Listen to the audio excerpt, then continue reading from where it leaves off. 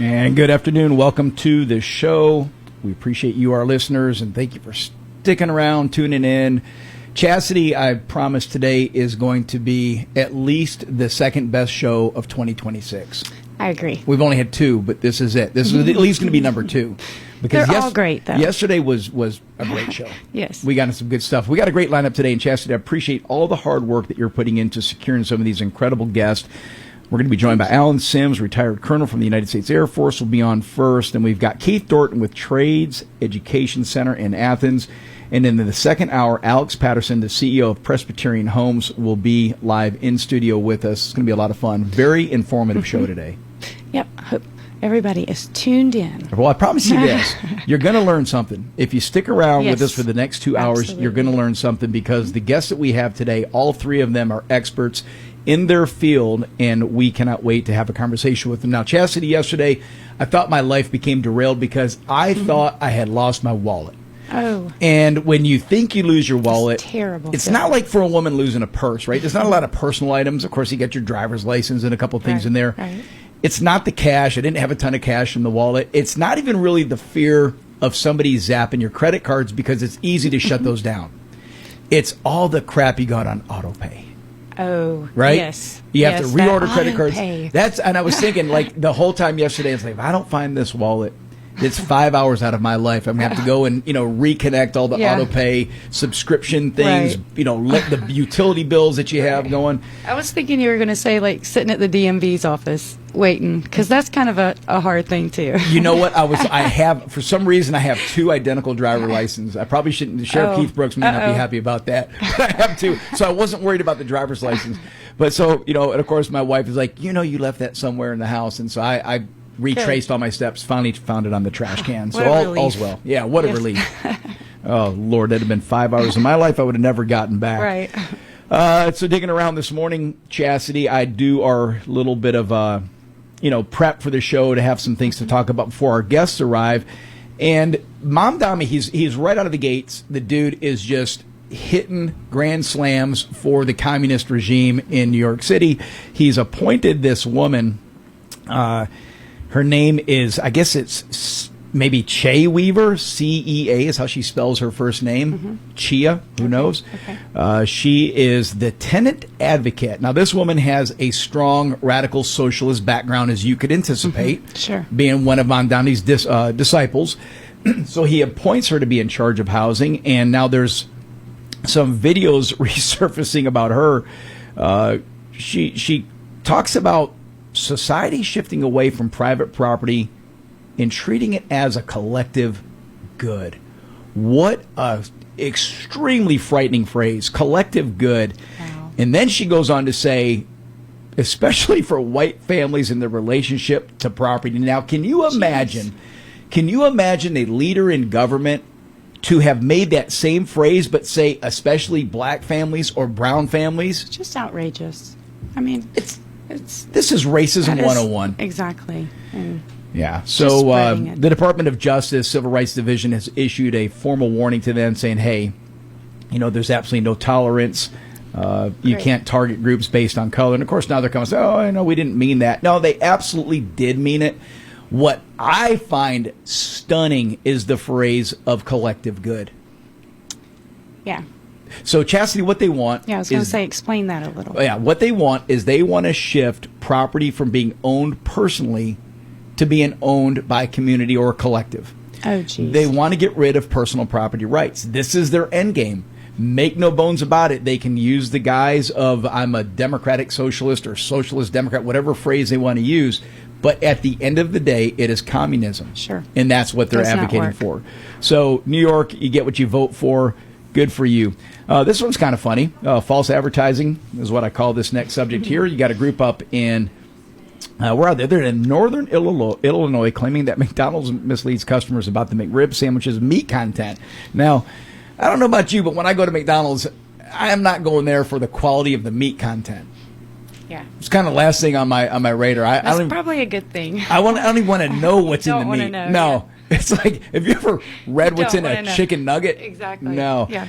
So these guys are arguing that the rib-shaped patty and the pricing leads customers believe they're buying a premium pork rib product. That no, they don't. No. I don't think anybody on this planet that's ever bought a McRib thinks they're getting a premium pork Nope.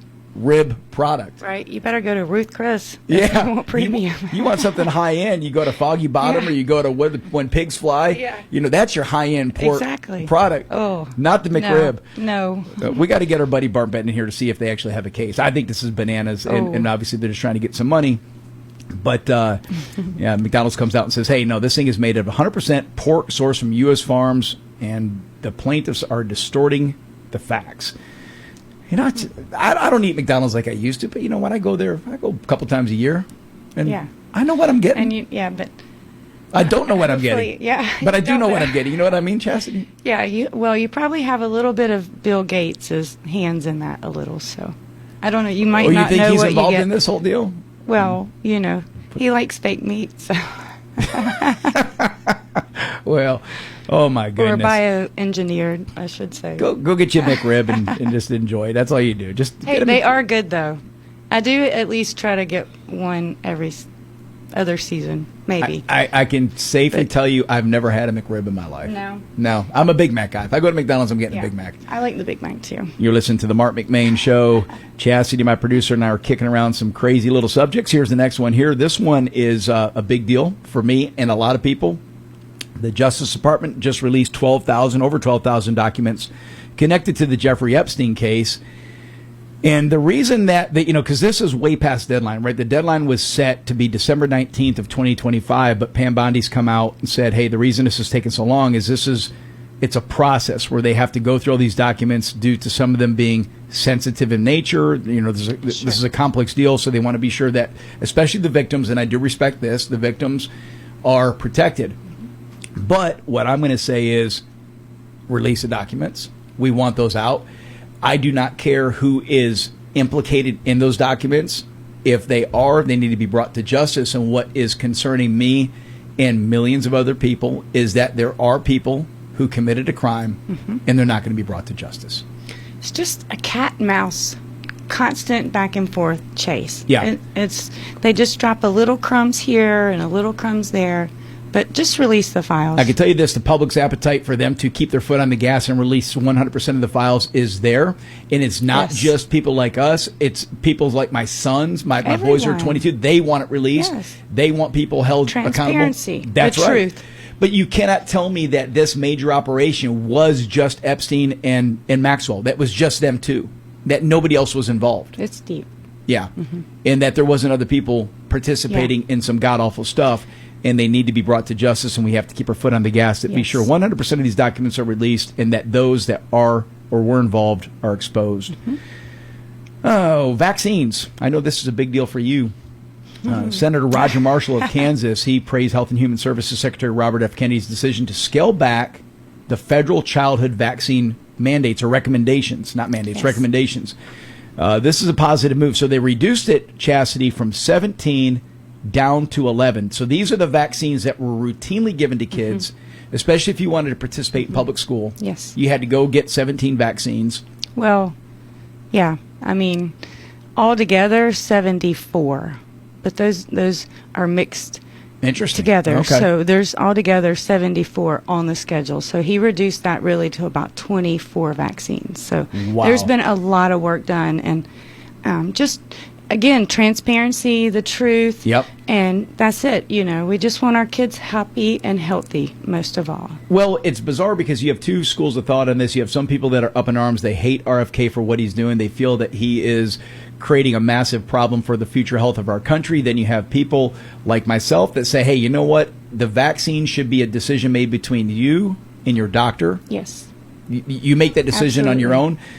What he's trying to do is just add legitimacy back to the CDC because they took such a big hit to the credibility during the COVID vaccine era. And so they're trying to reestablish credibility there, and I applaud him for what he's doing because he is trying to get to the bottom.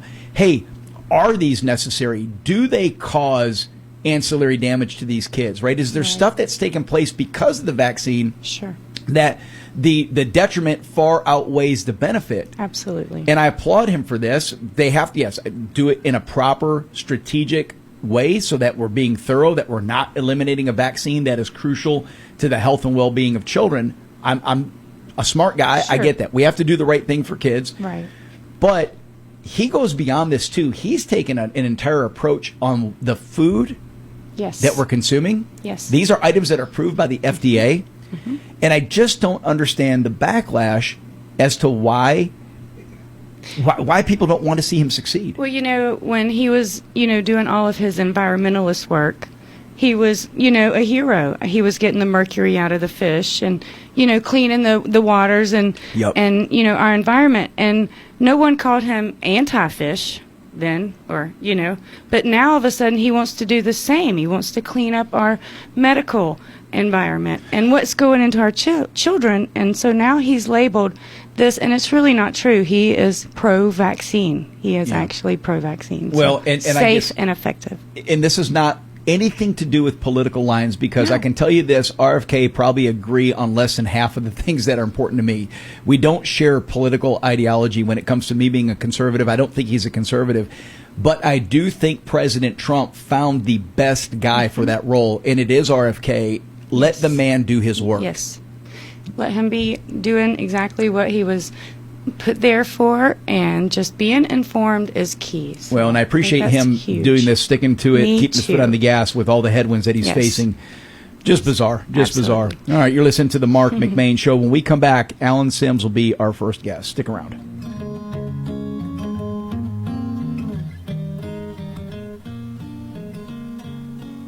Youngblood Tractor in Madison is proud to be your local Massey Ferguson dealer. Massey Ferguson has been building straightforward, dependable, and affordable tractors and farm equipment for 175 years. Massey Ferguson right now has the best lineup in their 175-year history, and there has never been a better time to upgrade to a Massey Ferguson tractor. Youngblood Tractor carries the complete lineup of Massey Ferguson tractors, ranging from the 22.5 horsepower subcompact all the way up to the 130 horsepower mid-range utility tractor. And with one of the largest trailer inventories in the state, you'll always have a way to get it home. Youngblood Tractor also carries the complete lineup of hay equipment, including the legendary Massey Ferguson 1840 square baler, as well as implements like rotary cutters, batwing cutters, box blades, grapples, pallet forks, and more. There are great financing promotions to take advantage of, so give us a call today at 706-342-2242. Youngblood Tractor also has experienced parts and service departments to take care of you after the sale. Visit us online at www.youngbloodtractor.com or stop by and see us at 1600 Athens Highway in Madison. Looking for that perfect piece of jewelry designed just for you? At P&A Jewelers, family owned since 1976, we've been helping our customers shine for nearly 50 years. Now proudly run by second-generation brother and sister team, we specialize in custom jewelry design, expert repair work, and fine jewelry for every occasion. Visit P&A Jewelers, where family tradition sparkles. Located in Loganville beside Quick Trip, or online at shoppajewelers.com. Follow us on Facebook to see what's new. Hey, this is attorney Bart Bitton with Bitton & Bitton. I live and work right here in Monroe, Georgia, and I am proud to serve this area. If you've been hurt in a car accident, you don't need some out-of-town lawyer that treats you like a number. You deserve a local lawyer you can trust, someone who lives here, works here, and takes care of people. So remember this, if you're ever in a car accident, be smart, call Bart. Bitton & Bitton, local lawyers you can trust. Are you looking for new tires? Well, look no further than Madison Car Care. They have the largest selection, and you'll always get the best price. They also handle a wide range of auto repairs, from the small things like oil changes and wiper blades to the big things like suspension, parts, and radiators. They offer all kinds of accessories, from toolboxes to bed covers, side steps, and they even install those awesome ranch hand bush guards. Give them a call at 706-342-4774 or stop by at 1040 Confederate Road in Madison. And welcome back to the Marc McMain Show. Our first guest of the day is Alan Sims. He is my friend, retired Air Force Colonel. Alan, thank you for joining us, sir. Mark, it's a pleasure to be here. Well, I appreciate you taking the time. I know you are a busy man as a Delta pilot, so hopefully you found a safe place to land to make this phone call for us, as you're probably in a pit stop at some international airport right now, or at least we're going to pretend you are. Alan, this was a bizarre weekend. We had some crazy stuff take place in Venezuela. We knew something was brewing. We knew something was taking place. And so yesterday we spent a tremendous amount of time on the show talking about everything from when Venezuela was a rich, prospering country to the event the other night. And what I wanted to save you for was talking about what comes next. There was a comment that President Trump had made that I found very interesting, where he said, hey, we're going to be running Venezuela for a while. What does that mean? Was that maybe just a slip, or is there some influence that you think the United States can actually have on this country? Certainly. You know, one of the problems that President Trump faces is that he tends to speak in these short, pithy statements. And so when he says we're going to be running Venezuela for a while, people default to the idea that he's going to be a dictator and the United States is just going to treat the Venezuelan government as a puppet. But in fact, regardless of how this happened, it's going to take a little while to have secure elections in Venezuela. And in the meantime, the question presents itself, well, what's going to happen over there? How is that place going to operate now that it's been subdued by the United States? And the truth of the matter is, it's a process. I don't think Trump really knows exactly how it's going to happen, but we're seeing the details begin to emerge. He's placed a leader in charge. She's Venezuelan. And he's using the Venezuelan government actually to do what they were supposed to do already. They're just doing it underneath the supervision of the CIA. So I think this will go on for a little while, and they'll stand up some free elections. And I think the result will be something very endearing to those who uphold the tenets of democracy. Yeah. Well, and so Delcy Rodriguez, she's now been sworn in as the interim president, but she does not share our values, right? She is still, I guess they call her a Chavista, so she still has the ideology of Maduro. And is she the long-term solution, do you think? Is she going to play nice with us? I think that she will do the overarching things that we direct that need to be done, because the pressure will be on her and she can be easily removed. So I don't think she has a real voice in this, which, you know, will be the kind of thing that people who like democracy will not tolerate for very long, and it will create the pressure to go ahead and have those free elections sooner rather than later. And I would anticipate then the opposition leader, Maria Machado, she is going to be one that will be running against the interim president. Like you said, they want to have a fair election. I would guess, if judging by what the populace has demonstrated since this event on Saturday or late Friday night, that Machado has a very good chance. If she is going to be the candidate, she has a very good chance, and I think she is aligned. She is a pro-United States type of leader, and it's going to take somebody strong. I tell people, Colonel, this is not going to be easy. What just took place. This never is a smooth process, especially in the way that we just did this, right? This is going to be, there's going to be turmoil, there's going to be infighting, there's going to be people jockeying for power. Do you have any other ideas of names or people that would emerge to run this country, or would those be the two most highly likely people to run? I think those are your two favorites right there, and I think that as you've painted it is how it will be. She's the overwhelming favorite. She's been voted for by the Venezuelan people once, and I believe they'll do it again.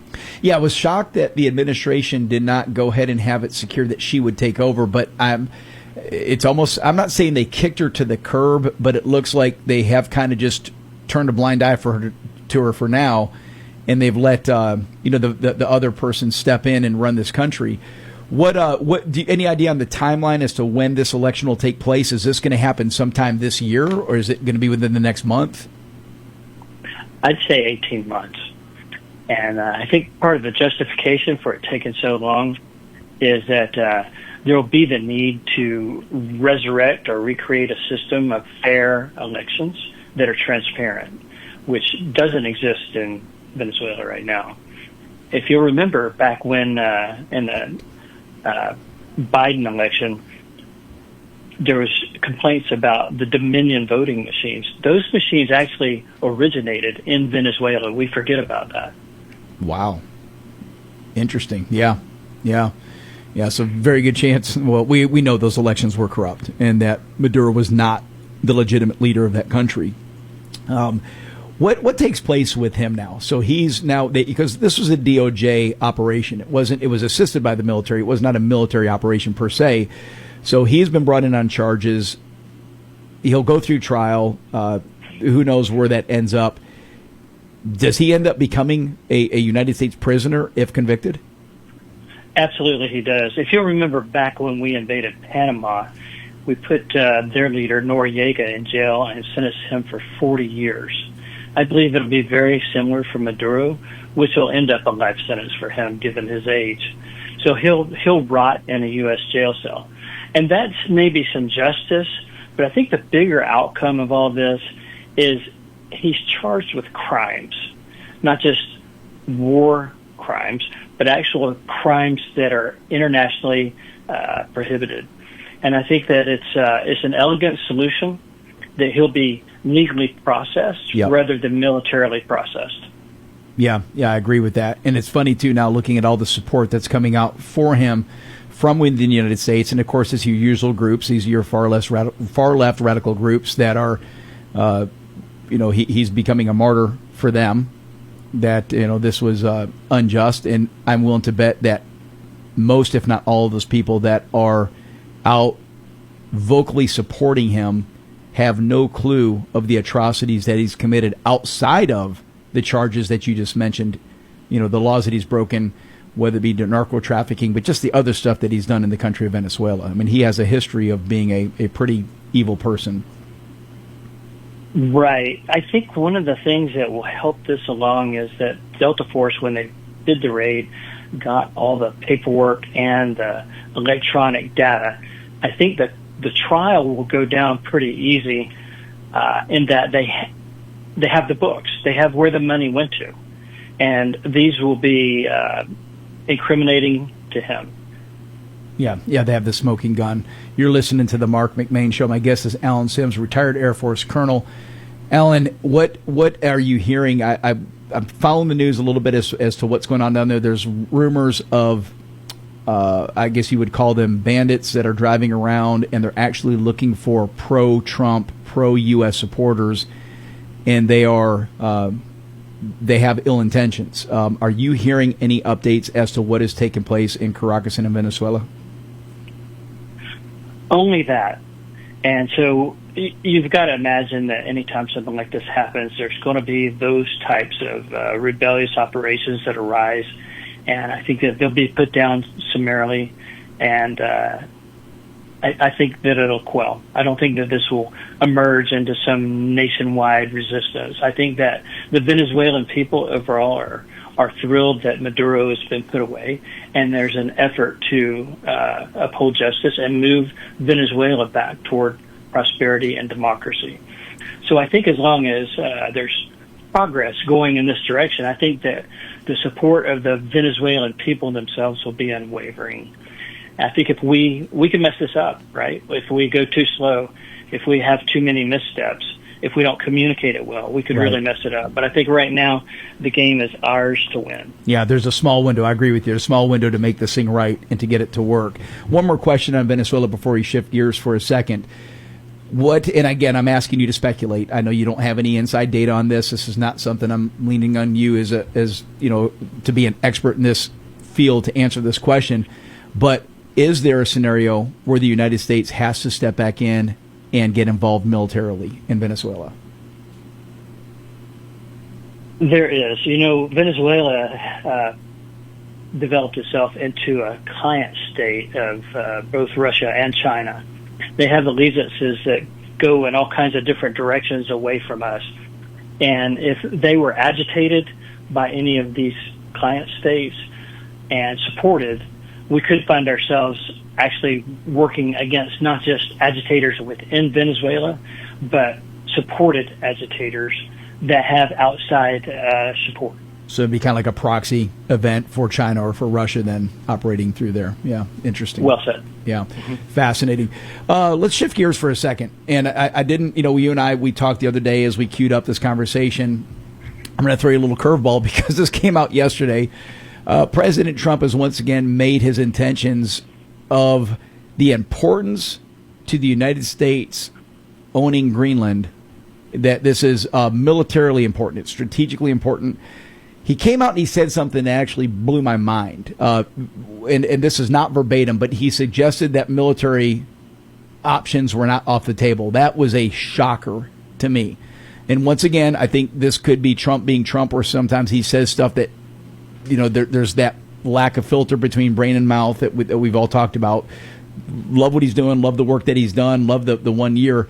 That one was a stunner to me. Have you followed that at all? Rubio, I think, has come back now and has tried to repave the parking lot, if you will, and clean up that disaster, that comment, because a lot of people, Republicans included, are freaking out. Where's this coming from? Is this that strategically important to us? And I guess the concern is that Russia and China are setting up shop up there. Well, certainly. Greenland is extremely strategically important to the West. It's not, up to now at least, it hasn't been so important that U.S. has control over it because it's been firmly in the Western camp. But as encroachments have happened between China and Russia, the strategic importance of Greenland has really risen into the international spotlight. And so I believe what you're asking is Trump being Trump, right? We've just come off of a flawless victory in Venezuela. It's the perfect time for Trump to say, well, Greenland's next. Well, I don't believe he means that in any military sense of the word, but as long as he keeps a military threat on the table, it keeps the dialogue going for what will happen there. And it's an amazing moment in history. We've never had a leader who behaves this way before, where he says something so outrageous that when that it drives the conversation, right? And then when things begin to operate, he's already loosened things from their previous the gel that they were in. He's broken away that gel, and now the pieces and parts are free moving on the table to move around into something that's actually aligned with what we call the West. That's a great way of putting it. Like you said before, the window to do things like this is small, and what it tells me, and again, I am not privy to anything outside the average person who just goes to a myriad of news sources like I do, not just Fox News or Newsmax. I go to everything that I can, whether it be Reuters, you name it, anything that's out there that helps me paint the picture so I have a clear understanding of what's taking place. What it tells me when that comment was made is that Greenland is vitally important to our country, and there's conversations going on behind the scenes, probably within his military advisors that are saying, hey, this has to be done, and they are privy to information that we are not, right? There's data that they have that we don't have. So that's the only thing I'm left to assume, is that this is really, really important. So I'm going to hold judgment. Like I said, my jaw hit the floor when I heard that comment, but then I realized, hey, there's maybe something bigger at play here, and so it's going to be interesting to see how this unfolds. Anything else that you're watching from a global perspective that has caught your eye? I know things have kind of calmed down in the Mideast, at least for now, but is there anything else that is of concern that's bubbling to top for you?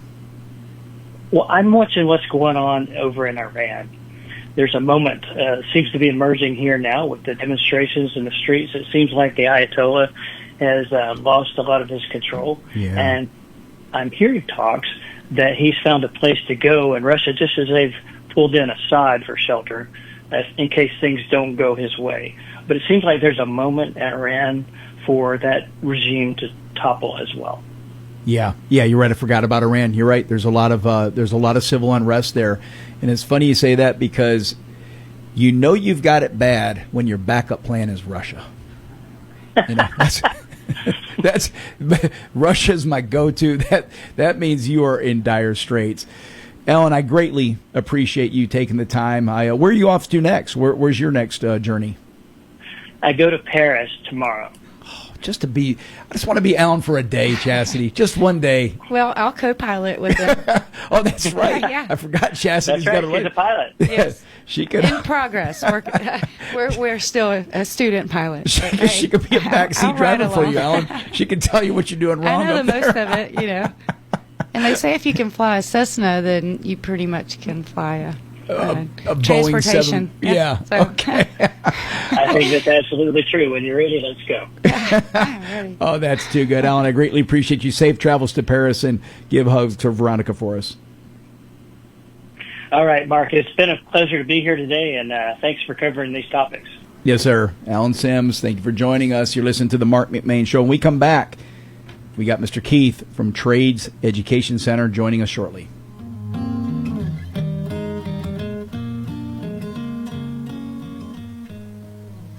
AI now touches nearly every part of life, from writing articles to even driving cars. But it raises a deeper question. If we created AI, where did our intelligence come from? The Bible says it's a gift from God. He gave us the ability to think, reason, and make sense of the world. Some assume Christianity is just blind faith, believing something is true because the Bible says so. But that's not the case. Genuine faith invites tough questions. It engages the mind. As one pastor said, you don't have to give up your intellect to trust the Bible. You have to give up your pride. Real intelligence isn't just logic or knowledge. It's knowing the God who made you and loving Him with every part of who you are, including your mind. This is Bryant Wright. Really, Bryant Wright, not AI, speaking right from my heart. Seeking spiritual truth? RightFromTheHeart.org has resources just for you. Is technology giving you a tough time at your home or business? Don't worry, Big Mountain Computers is here to help. We're your local tech experts, now open in Madison. Our white glove service ensures personalized solutions for all your IT needs, hardware fixes, remote support, private lessons, and more. Visit us at Madison Plaza across from Ingalls or call 706-343-4184 to schedule your consultation. That's 706-343-4184. Big Mountain Computers, turning your mountains into molehills. Hey y'all, it's Bethany at Willfully Guided Co. Boots and Western Apparel. Whether you're on the job site, in the barn, or out on the town, we've got the perfect boots for every occasion. From rugged work boots to stylish fashion picks, let us outfit the entire family from head to toe. Come see us at 116 South Broad Street, right in the heart of beautiful downtown Monroe. Willfully Guided Co. Boots and Western Apparel, your local family-owned destination for the finest boots and apparel around. Youngblood Tractor in Madison is proud to be your local Massey Ferguson dealer. Massey Ferguson has been building straightforward, dependable, and affordable tractors and farm equipment for 175 years. Massey Ferguson right now has the best lineup in their 175-year history, and there has never been a better time to upgrade to a Massey Ferguson tractor. Youngblood Tractor carries the complete lineup of Massey Ferguson tractors, ranging from the 22.5 horsepower subcompact all the way up to the 130 horsepower mid-range utility tractor. And with one of the largest trailer inventories in the state, you'll always have a way to get it home. Youngblood Tractor also carries the complete lineup of hay equipment, including the legendary Massey Ferguson 1840 square baler, as well as implements like rotary cutters, batwing cutters, box blades, grapples, pallet forks, and more. They're great financing promotions to take advantage of, so give us a call today at 706-342-2242. Youngblood Tractor also has experienced parts and service departments to take care of you after the sale. Visit us online at www.youngbloodtractor.com or stop by and see us at 1600 Athens Highway in Madison.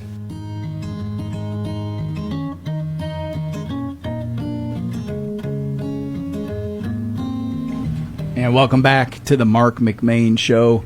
Boy, Alan's a deep thinker, isn't he? He really is able to lay that down. That was an amazing interview. Yeah. Good insight. I enjoyed having him. And I think I just botched his wife's name again. Did I call her Veronica? It's Vanessa. Oh, we'll have to replay the clip. I'm you got not it on sure. tape? Yeah, we do. I'm going to get docked by the It's FCC okay. for that. I'm sure She you works will. for the Pentagon. Oh. Yeah, she's going to come after me. Oh, if I you're mess in up her name. trouble. Yeah, I'm in big trouble. Fines coming. All right. Our next guest, Keith Dorton. He is the CEO. Are you the CEO, Keith? Am I get your title right? That's what they tell me. You're the CEO of Trades Education Center, and this is in Athens. Is that where you guys are? Jackson County portion of Athens? Yes, sir. We're on 129 between Arcade and Athens. Okay. Yep. Great. Well, Keith, tell us a little bit, before we get into the nuts and bolts of what you guys do, tell us about your journey, your background, and how you got involved in this. Well, former graphic designer, recovering public school educator. So I was a middle school teacher for 14 years. And through some different opportunities, I reconnected with an old friend of mine, and he laid out an opportunity to start a trade school. And he's like, we need an education guy, one who understands the education side of the trades and that can push us forward on that side. And that's where it all started. And so, in your background, so were you a trades guy growing up, or how did you get involved in this? I mean, as far as your skill set? The skill set, as far as the trades go, is zero. I came from a long line of unsuccessful DIYers.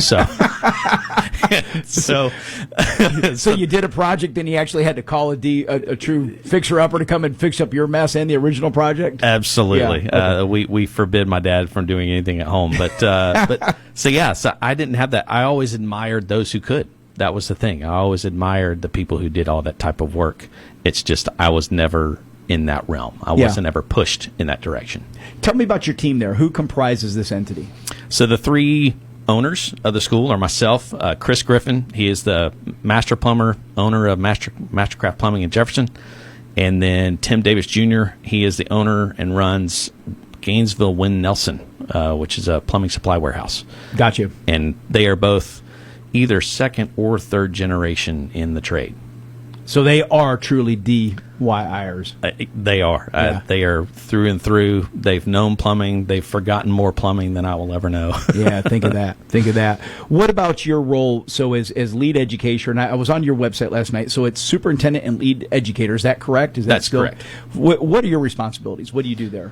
So they brought me on. They needed someone to develop the curriculum, make sure that it made sense for not only the education side, because that was a difficulty that they both had in trying to talk about a trade school, was they didn't necessarily have the language of the education world. Yeah, so they had it in their mind, but they didn't know how to get it down on paper. Exactly. Yep. So they brought me in and said, that's what I did. I developed the curriculum, and then my other background allowed me to do all the marketing part of, designing the logo, the look, everything that we've got at the school is from my background. So,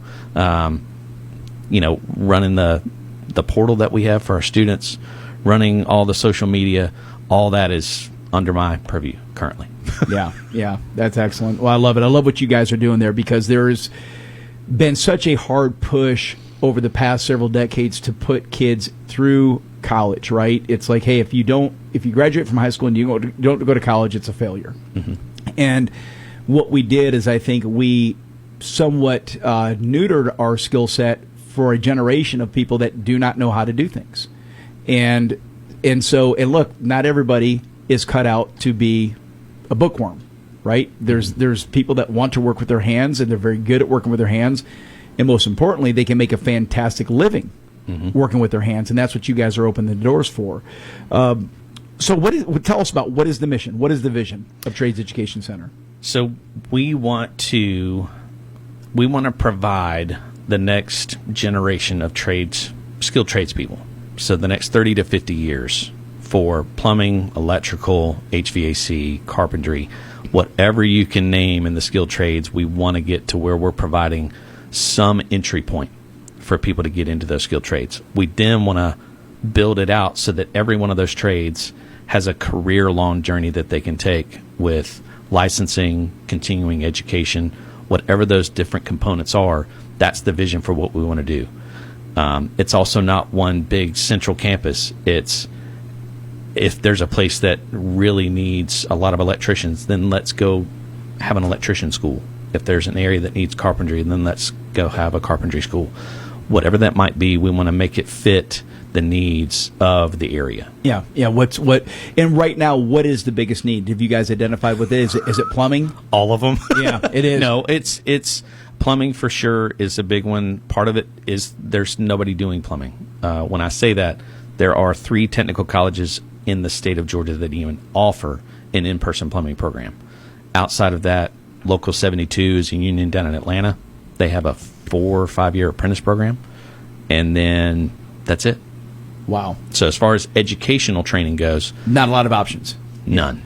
And I feel that when you look at how homes are built today, that the true craftsman is that and I say craftsman, whether it's from masonry to carpentry to plumbing to electricians, we're losing something there. This is a very well needed service that you guys are providing. Yeah, the going number that we talk about is for every 5 trades professionals that are retiring or leaving, we're getting anywhere from 1 to 2 back in.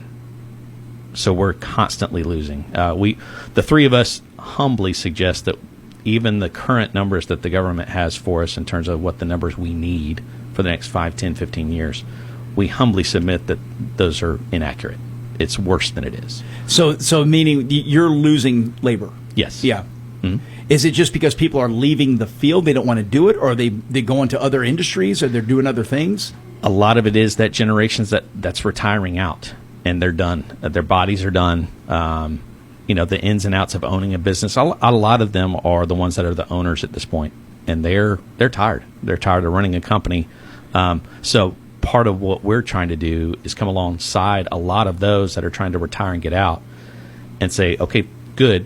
Retire, get your payday, and take off. But before you take off, come and help train the next generation. Let's find your replacement.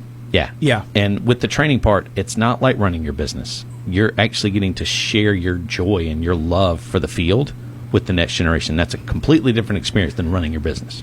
You're listening to the Marc McMain Show. My guest is Keith Dorton. He's the CEO of Trades Education Center in the Jackson County portion of Athens.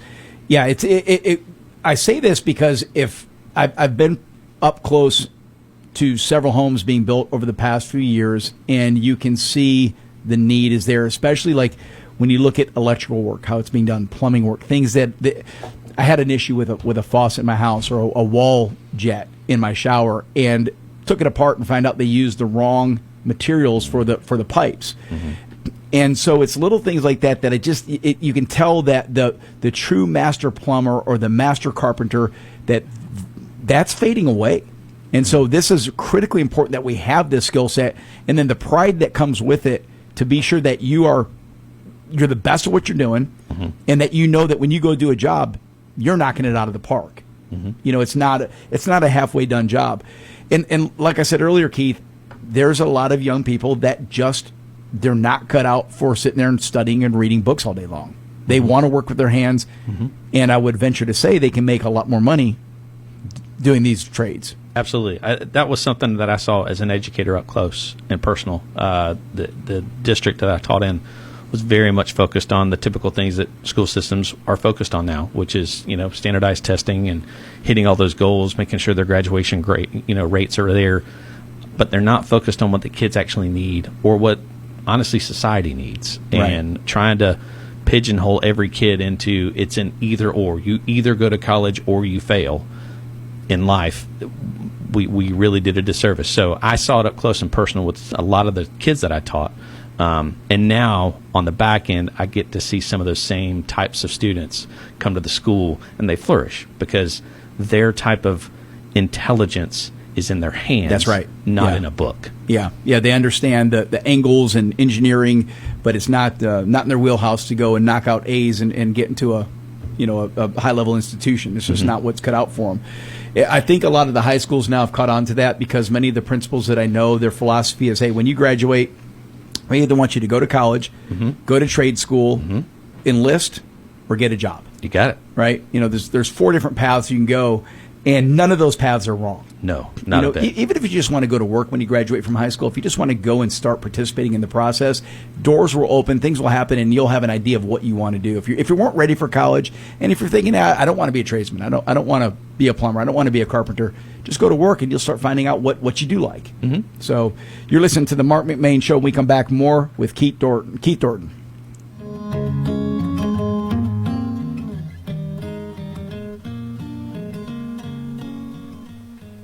It's a brand new year, and Boss Brothers is here to help you start it off right. Whether you're refreshing the farm, stocking up for the season, or treating your pets like family, we've got everything you need. From pet food and livestock feed to country decor, birdseed, boots, and all the little things that make life around the home and farm easier, you'll find it all at Boss Brothers Country Store. That's Boss Brothers, your locally owned country store at 3084 Highway 78 in Loganville.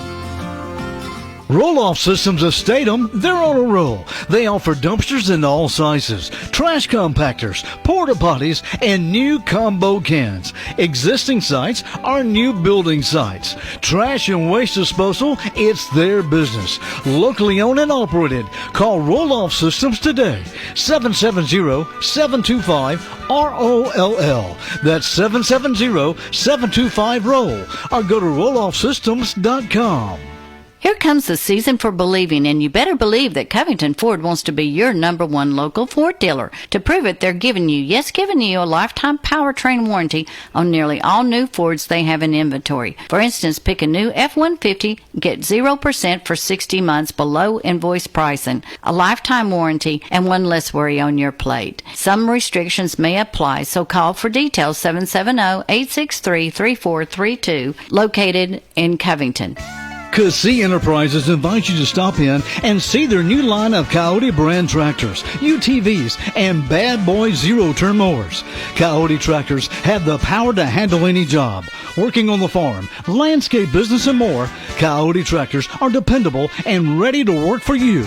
Sales, service, parts, and more. It's all available at Cassie Enterprises. Family owned and operated. 145 Highway 83 in Good Hope. Go to CassieTractor.com. And welcome back to the Marc McMain Show. Our guest is Keith Dorton, CEO of Trades Education Center in Athens. Keith, let's talk about your flagship program. Let's go deep dive in this, because right now you guys are focused on plumbing. Yes, sir. Is that ever going to change? Do you guys? So you talked about earlier. You're picking the need.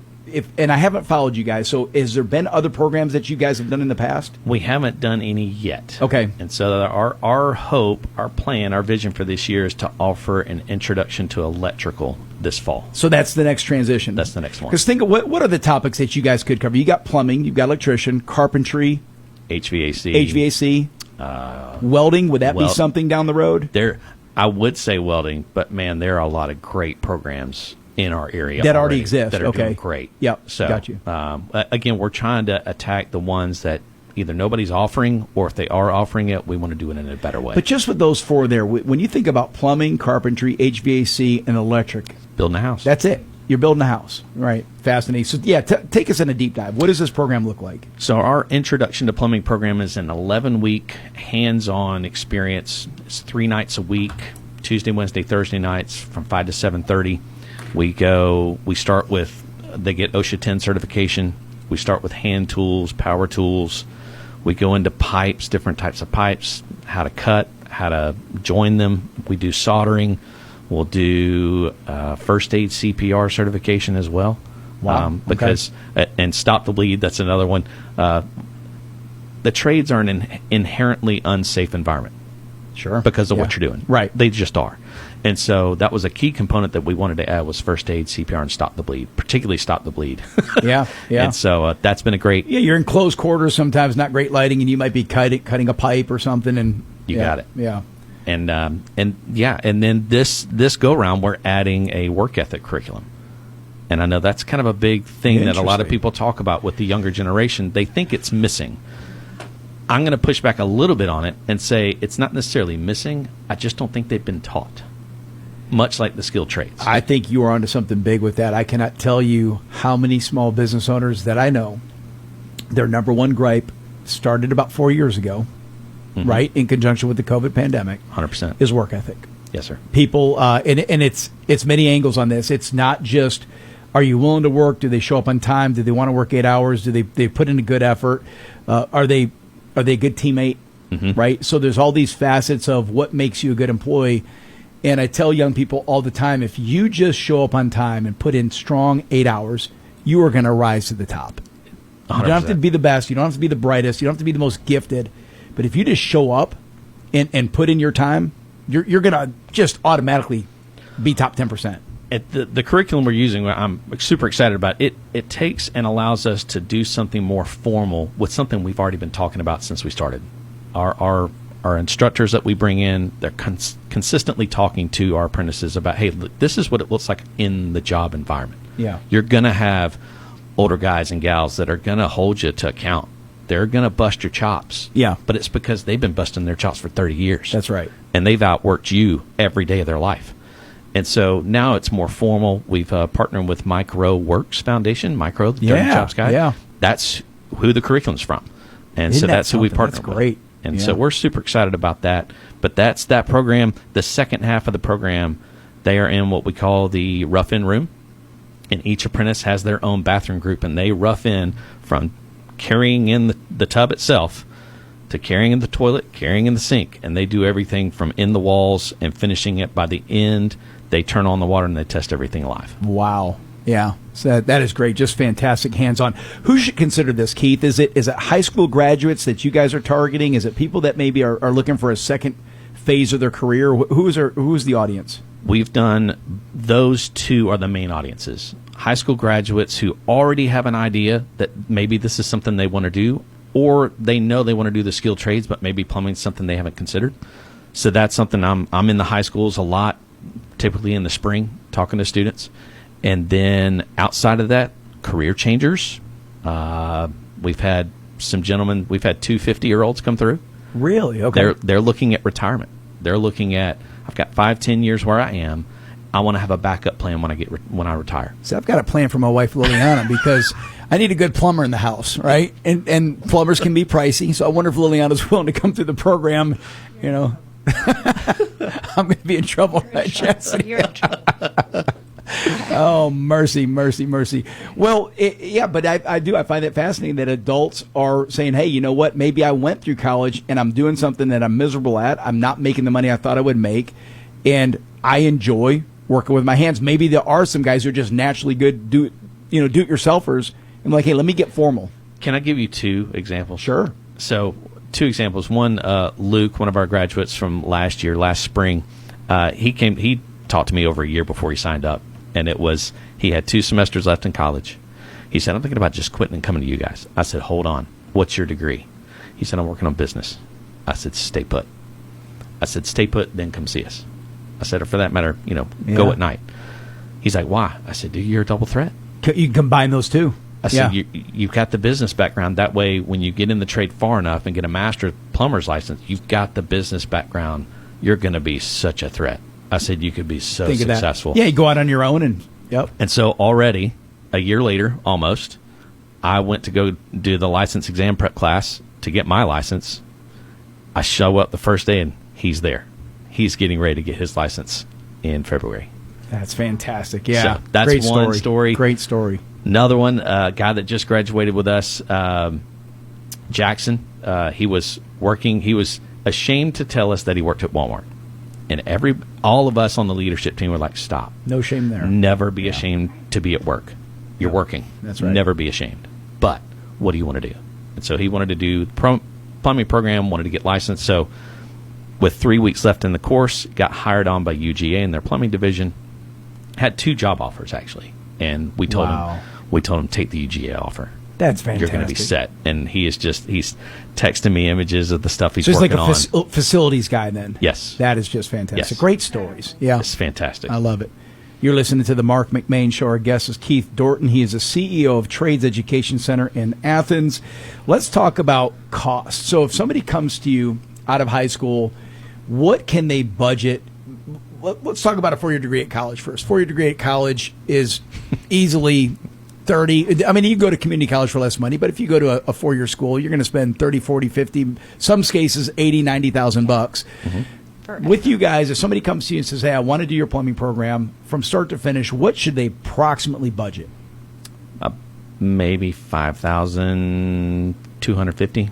Wow. $5,400, something. You put in the time, you pay that money, and you're off on a career. Yes, sir. That is going to be very bountiful. Mm-hmm. Now, to be fair, we do not turn out licensed plumbers. At 11 weeks, you come out as about a first-year apprentice level. You're a really good helper. But you're going to be hired. I mean, you can be hireable. 100%. Yeah. Yeah, that's fantastic. And are there programs? It's funny because I think Mitch was asking about this yesterday. If it was it Mitch Swan we were talking about this in the break, that if there's programs where maybe it'd be called a scholarship or some financial benefit to somebody. Sure. Does that exist as well? We have a nonprofit partner, Little Red Acorn, and they raise scholarship funds for people to go to trade schools. And so that's, if we have people that are going to be enrolled with us, if they're going to be paying it out of pocket for themselves, we have payment plans that go out to 36 months. So they've got the payment plan option. They've also got the option to go get a scholarship from Little Red Acorn. If they qualify, yep. And then we also work with the GVRA, the Georgia Vocational Rehabilitation Agency, and so we're continuing to grow those partnerships as well. We're working on our WorkSource Georgia application so that we get in with them and the Department of Labor. There's a lot of things we're still working on. We haven't been open that long. Yeah, so if somebody wants to make a contribution, and I've heard of a Little Red Acorn, I think that was through Jeremiah Outwater was Yes, with sir. him at the time, and that was trying to connect us back about a year ago. Yes, sir. And so so you can make a contribution to that entity, and then if you qualify as a prospective student that needs financial assistance, you can go to them and you can maybe get some. So worst case scenario, it's $5,000 and a little over $5,000, but you may qualify for a little bit of financial aid. Yes, sir. If the numbers are right. Yes, sir. Explain to me this, Keith, and this was something, again, I found on your website. Maybe we already covered this. The TEC Guild. What is that? The Guild is our membership. So everybody that comes to our school is automatically a member of the Guild. And what the Guild provides is from the time that you start through, as long as you can handle dealing with us, Yeah. is a partnership in making sure that you're aware of job opportunities, you're aware of what we're doing as a school. So let's say somebody goes through our plumbing program, and let's say in the next year or two we're able to start offering some more, continuing ed or helping people get ready for their license. If we're able to start doing those things, those are communicated to our Guild members, and so that they can then come back and go, man, I've been working for a year now. I'd like to start getting ready for my license. So the Guild is just that partnership, that membership, if you will, with us, so that we stay in contact with you and we get you updated on our podcast that we do, any industry news that we have going on. We have a quarterly newsletter that we send out on what we're doing and other things that we're trying to be involved in. So the Guild is that membership where you're in for a lifetime. After you come to us, you're in for a lifetime, and you get updates on what we're doing and also our help. We can't promise you a job, can't promise you a career, but we can put you in front of the right people. It's that next level. Mm-hmm. Yeah, I like that. So let's talk about if somebody wants to get involved. So let's say we have a student that's listening to us, and he's 17, 18 years old. I say he, she, doesn't matter. Mm-hmm. And they want to get involved. What's their first step? How do they reach out to you? Well, they can email or call me. They can go to the website, trades-ed.org. They can call me, 404-954-2646. Yeah. They can call or text that number. I think that's the other thing that the three of us really enjoy is the fact that it's just the three of us. If somebody wants to have a conversation about whether they can come to us or not, it's us. It's easy to navigate through the system. You're not going to get put off on hold and passed off to 5 different people. You're talking to me. Yeah, that's great. And is there an application process? Is there a first step they would take once they reach out to you and say, hey, yeah, this is for me? Then do they apply? Yes, sir. So we have an online application, so they fill that out. We do ask about background because, I want to say this. We've had people come to us with some stuff in their background. Yeah. That's okay. A lot of people do. Right. What we need to know for that is if we're going to then send you to people to be employed, we need to know those things so that we can navigate what type of employer you need to get to. Yeah. So background's there, but Makes apply, sense. we review, and then we reach out and say, okay, here's the next step. Enrollment is the next step. There's an upfront enrollment fee, and once they pay that, they secure their spot. Have you ever had somebody sign up, go through the process, apply, get into the school, and midway through you're like, buddy, just go back to college. You're more cut out for books. You're not a plumber guy. Have you had a scenario where people come in, they're just not cutting it? No, well, we've had maybe 1 or 2 struggle a little bit more on the hands-on part. Yeah. But the great part is with our industry, we can still tell them, okay, so it's okay if you're not an in-field guy. There's a path. Man, we can the warehouse side of it, the marketing, the industry. The industry has a lot of different paths just within plumbing. Yeah, planning, the whole schematic side. You got it. Yeah, a lot of different things they can do. Yeah. And in the last minute that we've got here, Keith, looking to the future, what's next for y'all? Man, we are space constrained currently. We have 8 spots available, and that's because the room holds 8. Okay. Yeah. So our next step would be to find a place where we can do more. A larger facility. Mm-hmm. Yep. Okay. And with that, to be able to figure out the logistics of making sure that we can do a plumbing group and an electrical group and an HVAC group all at the same time. Yeah, that's excellent. You're listening to the Marc McMain Show. Our guest is Keith Dorton. He's the CEO of Trades Education Center in Athens.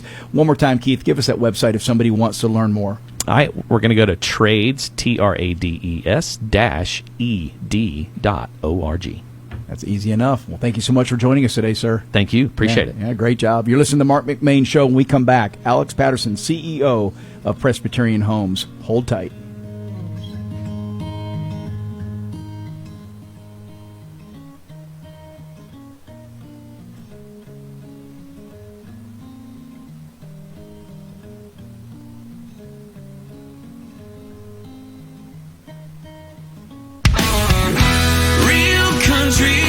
This is Q92.3, WMOQ FM, Bostwick, Monroe, Madison. Your home for real country.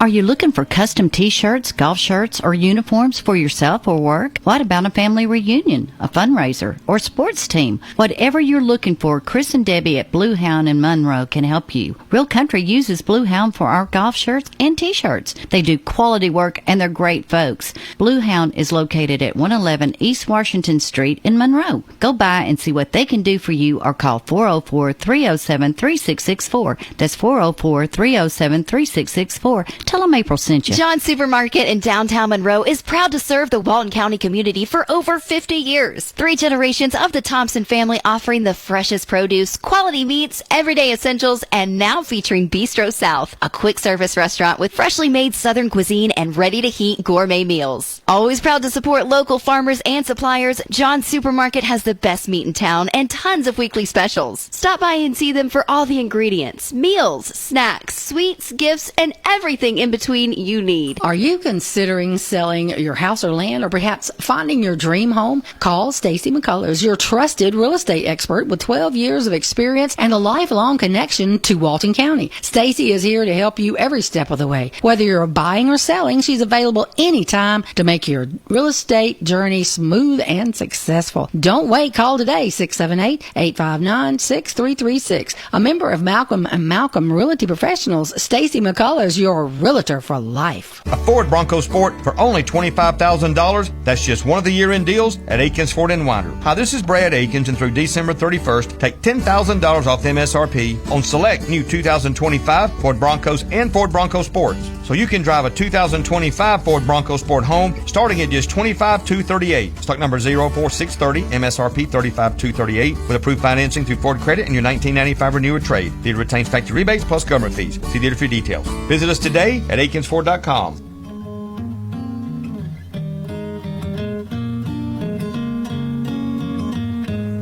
And welcome back to the Mark McMain Show. Our next guest I've never met in person until today, but we have mutual friends, Joyce Stevens especially. That's a good, strong mutual friend of ours. I've heard a lot about you, and I'm excited to have you here. It's Alex Patterson. He is the CEO of Presbyterian Homes. Alex, thanks for joining us today, sir. Thank you for having me. Yeah. It's exciting to join you. I've heard the show before, so it's really fun to be here in person. Yeah, it's going to be a lot of fun. Here. You know, we do a pretty good job. Sometimes we botch stuff. Like I botched my good old buddy Alan Sims' wife's name. That's going to cost me dinner, Chastity. Uh-oh. But it's if I take a flight to Paris or something. Hey, man, that guy's living large, isn't he? I know. He's living large. Alex, tell our listeners a little bit about yourself. You can start with your background and maybe family and how you got into the senior family living. Yeah. So grew up in South Georgia, grew up in Valdosta, Georgia. Okay. Left high school and came to the University of Georgia with the idea that I was going to go into the vet school. That was the plan. Thought that was going to be my plan.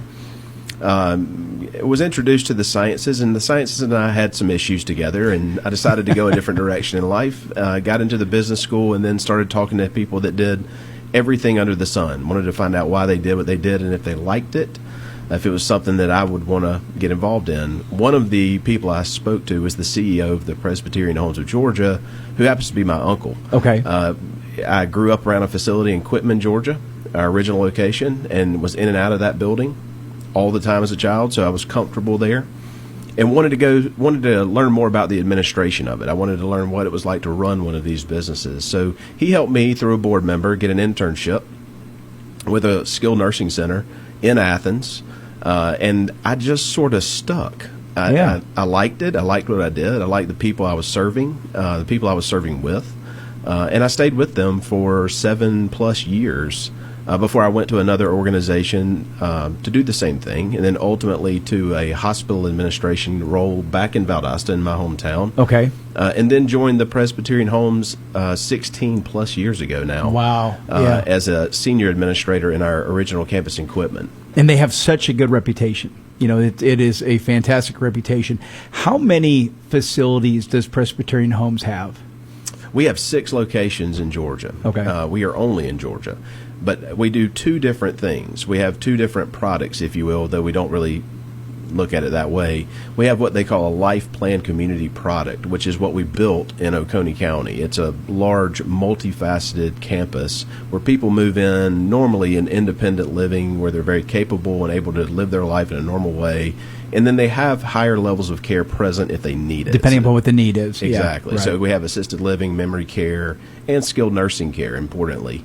All on that one campus for them. But then the other side of what we do is affordable housing. We have properties in Buckhead, Decatur, and in Swainsboro, Georgia, where we do affordable housing for seniors as well. So kind of 2 different animals, but all with the same heart. And I can't wait to get in the weeds on those, because I know Joyce has filled me in on some of that, because I know she's a prospective client, and so there's something there that I'm looking at. We're going to get into this in the next segment too, because my parents are beginning to age, and it's nice to know that there's these options out there that isn't just from 0 to 60, right? There's these steps, if you will, to care for people at this phase of their life.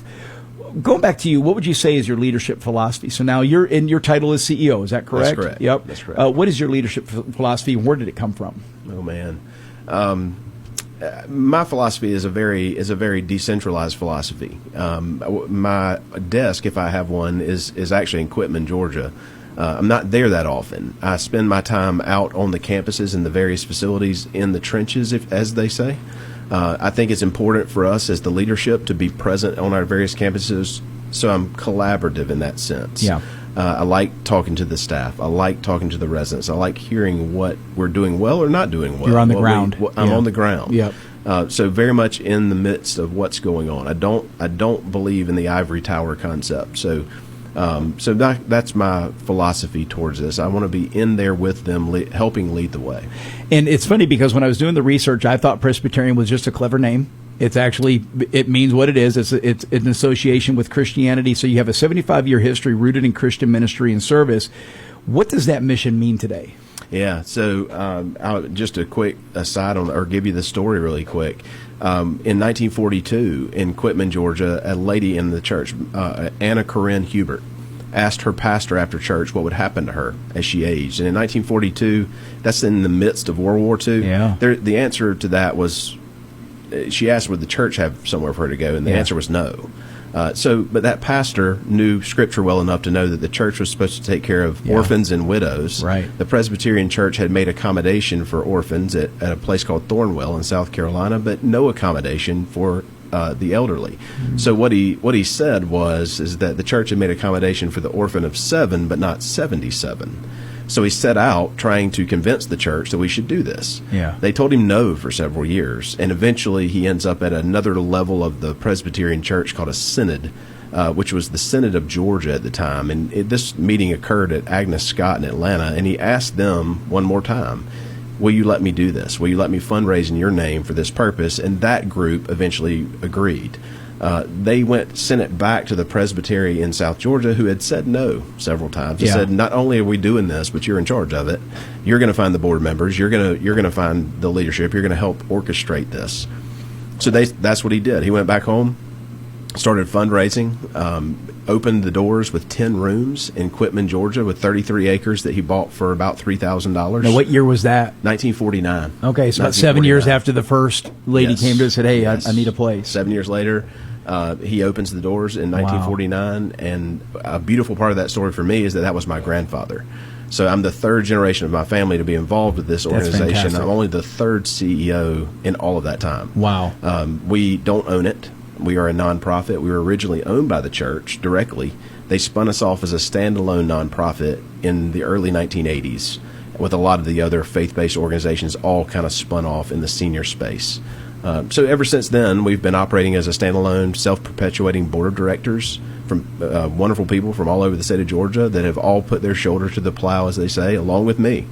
and we all make this effort to serve these people well. So our philosophy literally hasn't changed since 1949. Impressive. Very impressive. You're listening to the Marc McMain Show. My guest is Alex Patterson. He's the CEO of Presbyterian Homes. And on your website, you guys make a big deal about enhancing the quality of life for seniors. What does that mean to you? Yes. So in our world, I mean, we have lots of seniors that find themselves in various circumstances in life. Sure. You know, I mean, people want to maintain independence. We want to help them do that. So when they come live with us, if it's an independent living setting, if it's a assisted living, memory care, or skilled nursing, we want to do something to make their life a little bit better.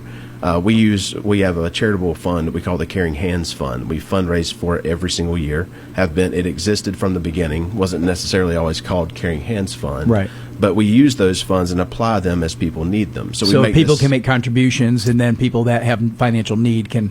Correct. If they qualify. We apply them as they're needed throughout the year. So it's roughly 1.9 million per year that we bring in annual giving, in addition to other planned gifts and things that come in along the way. And then we apply those things. People might need help with things like dentures or transportation, or in some of our affordable properties, we use those funds to help cover chaplaincy services that cover our facilities for those people. So that spiritual component is very important to us. It's been a part of us from the beginning, and it still is today. That's fantastic. So we use those charitable dollars, and to enhance the quality of life beyond what they can get maybe at another organization. You know, outside of facilities and grounds and conditions of the actual physical environment, I think your staff is the most important thing in this element, right? This is who is interacting with your residents, or your, I guess you'd call them residents on a daily basis. What is the process to be sure that you're building the right team? Yeah. That share your culture. So we have a very, I will say, a very effective process for vetting out new staff members. That original question that Ms. Hubert asked, is there a place for me? Yeah. Which is relative to the resident, is also relative to the staff. We want to provide a place for a staff member to come join this team and serve others, a place where they can express their faith and they can express their love for their fellow man. So we tell that story at orientation as they come in to join the team. We try to bring in people that have that heart. We hear stories from people who took care of their grandmother themselves and then said, I can take care of somebody else's grandmother too. And they want to come serve others in this way. They see the benefit, the intrinsic benefit of being face-to-face with another human being, helping them, and then seeing that gratitude even in their eyes when they help them with different things. So that's what we're seeking, is that person that has that kind of a heart. It's such a delicate deal because you're taking care of the most vulnerable in our community, right? And these are people that sometimes don't have anybody else, right? They don't have family. Maybe their children are gone. They never had children. Their spouse is gone. And it's for me, when I think about this, when I think about those scenarios, especially the one I just gave you where you have a senior citizen who has nobody, it's almost claustrophobic for me, right? You think about that where you've got nobody to go to, and knowing that there's an institution out there that truly cares, with a team that cares. Because right now, I tell you, you can feel it. You can feel it quick. If somebody's heart's not in it, it's going to jump out real fast. Before we take our first break, I always like asking this question: proudest moments. Is there anything that comes to mind, whether it be something that your staff did, if there's a story, not relinquishing anybody's private data, but is there something that comes to mind that you're really happy about? I have a lot of them, but one of my favorite stories is actually kind of an older one. One of our nurse aides in Quitman many years ago had a resident who she noticed as she approached Thanksgiving was looking down. She was looking depressed and was talking to her, and the family was, her family, the resident's family, was being kind of non-committal about whether or not they were coming for Thanksgiving. Unbeknownst to the resident or the staff member, the family was coming. They were just planning a much bigger event than what the resident normally experienced. So they were going to do a surprise. Yeah. But the staff member didn't know it. So as Thanksgiving approached, and instead of spoiling the surprise, the staff member took this resident with her to her home with her family to have Thanksgiving because the resident thought her family wouldn't be there. Yeah. The family shows up and says, "Where's Mom?" And everybody says, "Oh man, she's gone home with Martha." So everybody starts calling Martha, and Martha says, "Well, Just tell them all to come to my house then. So this entire family shows up at our nurse aide's house and has a massive Thanksgiving celebration, all because of one resident one staff member that hears one resident tell one story and looking a little down wants to enhance the quality of their life. I love that. So those are those kind of stories. We have many of those kinds of stories over 76 years. And I love telling them. That is It's so fantastic. great. That is a great one. That is excellent. You're listening to the Mark McMain Show. We come back more with Alex Patterson. Ready to grow your small business and reach thousands of new customers? Say hello to Town Values Magazine, formerly MTM Shopper, proudly serving the community for 22 years. Every month, thousands of magazines are mailed directly to homes in Walton, Oconee, Barrow, Rockdale, Newton, Gwinnett, and beyond to further expand your reach. Our magazine is packed with valuable coupons and services offered, helping families save money while supporting the community they love. We specialize in local direct marketing that works, building your brand, driving sales, and connecting you with the customers who matter most. Plus, we're online at townvalues.com and on Facebook and Instagram, giving your business even more exposure in print and digital. Ready to reserve your space in the next edition? Call Liliana at 770-267-6650. Town Values Magazine. Local, trusted, powerful. Helping businesses grow and families save. If you're selling or buying a home, you should call AM/PM Septic to inspect your septic tank. This could save you on costly repairs. AM/PM pumps your tank, fixes septic alarms, drain lines. They can fix any problem you're having with your septic tank. Call 770-231-7979. They do inspection letters. AM/PM is family owned and operated, licensed and insured company. Call David for all your septic needs. 770-231-7979. Affordable housing is just around the corner at Cimarron Park. Cimarron Park is a mobile community located on Harry Arnold Road, just off of Highway 78 in Monroe, that offers 2 and 3 bedroom homes with spacious wooded lots, lit streets, and a family-friendly atmosphere. Some homes are for sale with available financing. Call James for all the details. 404-401-1068. That's 404-401-1068. Or go to CimarronPark.com. Madison Flooring, located at 1167 Eatonton Road in Madison, is your full-service and professional installation center for all kinds of flooring, from tile, carpet, laminate, wood. They even do showers. They have granite and quartz countertops. All military, police, firefighters, and teachers ask for your discount. Madison Flooring is locally owned and operated. For knowledgeable and friendly service, call 706-431-5152. Youngblood Tractor in Madison is proud to be your local Massey Ferguson dealer. Massey Ferguson has been building straightforward, dependable, and affordable tractors and farm equipment for 175 years. Massey Ferguson right now has the best lineup in their 175-year history, and there has never been a better time to upgrade to a Massey Ferguson tractor. Youngblood Tractor carries the complete lineup of Massey Ferguson tractors, ranging from the 22.5 horsepower subcompact all the way up to the 130 horsepower mid-range utility tractor. And with one of the largest trailer inventories in the state, you'll always have a way to get it home. Youngblood Tractor also carries the complete lineup of hay equipment, including the legendary Massey Ferguson 1840 square baler, as well as implements like rotary cutters, batwing cutters, box blades, grapples, pallet forks, and more. There are great financing promotions to take advantage of, so give us a call today at 706-342-2242. Youngblood Tractor also has experienced parts and service departments to take care of you after the sale. Visit us online at www.youngbloodtractor.com or stop by and see us at 1600 Athens Highway in Madison. Welcome back to the Mark McMain Show. Our guest is Alex Patterson, CEO of Presbyterian Homes. Alex, let's shift gears just a bit. I want to talk about the aging population in the United States, because as medicine and technology has improved, people are living longer. I do feel that people live better quality of life, but that isn't always the case, right? So just because you're living longer doesn't mean you can live on your own. Sure. Very true.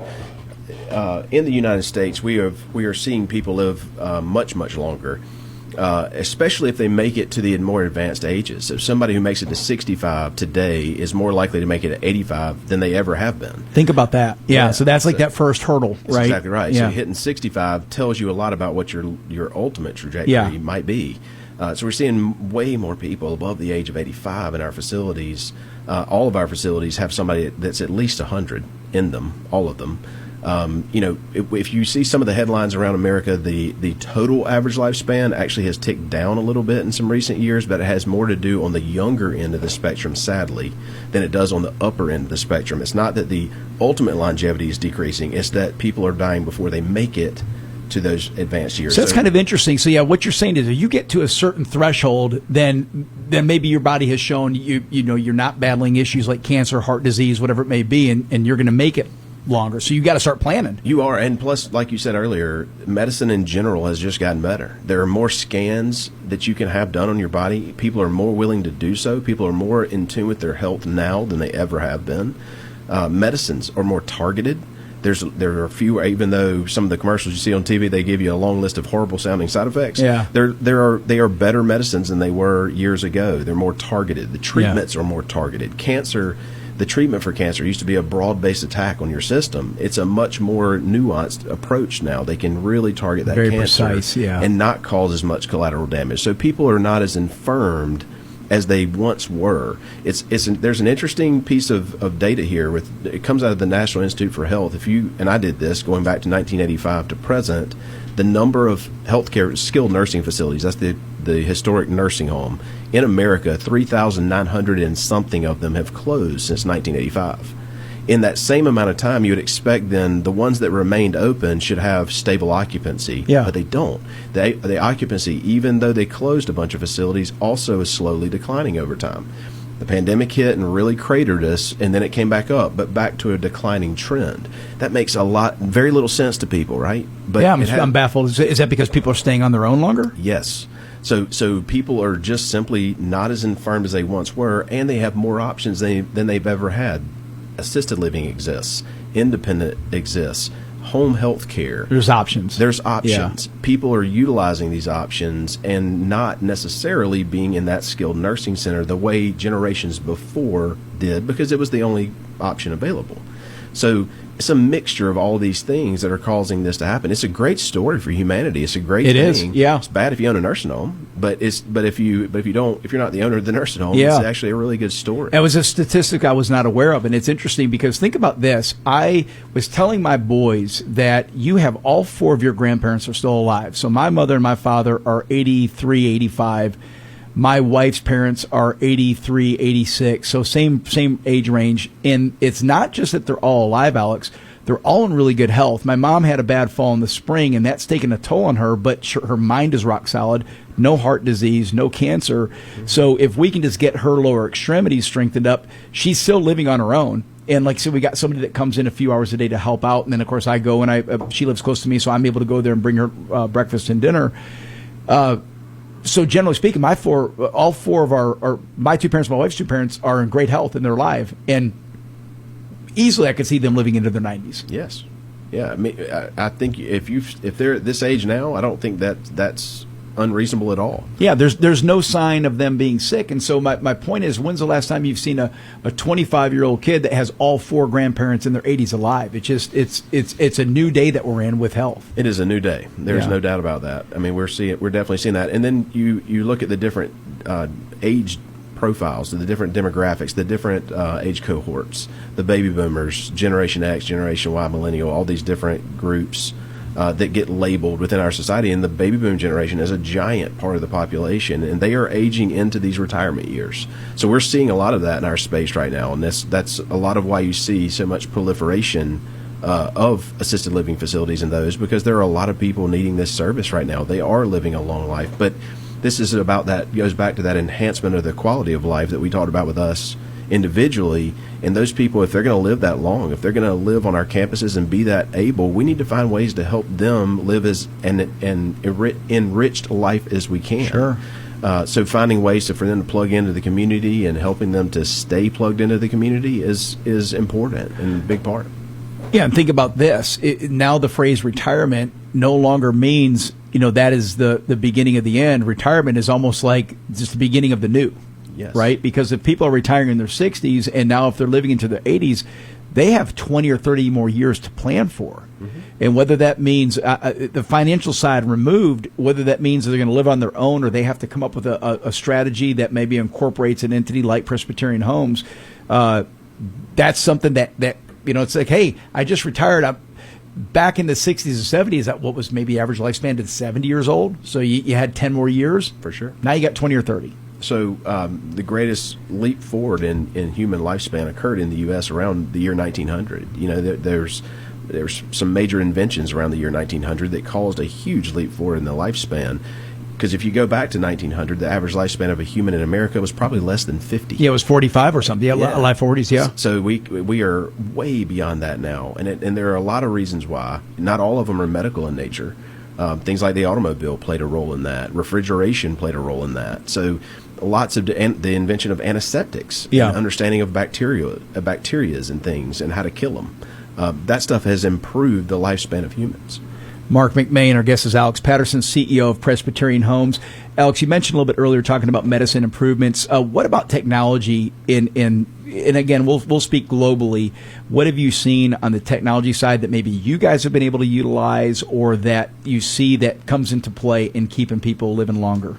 Yeah, so we have seen our trade shows, just as an example, flipped from having maybe 5% of the trade show floor dedicated to technologies to having 70% of the floor dedicated to new technologies.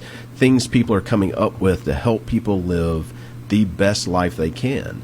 Things that just simply monitor things. If it's blood pressure, blood sugars, if it's movement, you know, radar-based movement technologies in rooms that can help inform caregivers if a person is up or not up, if they're moving or not moving.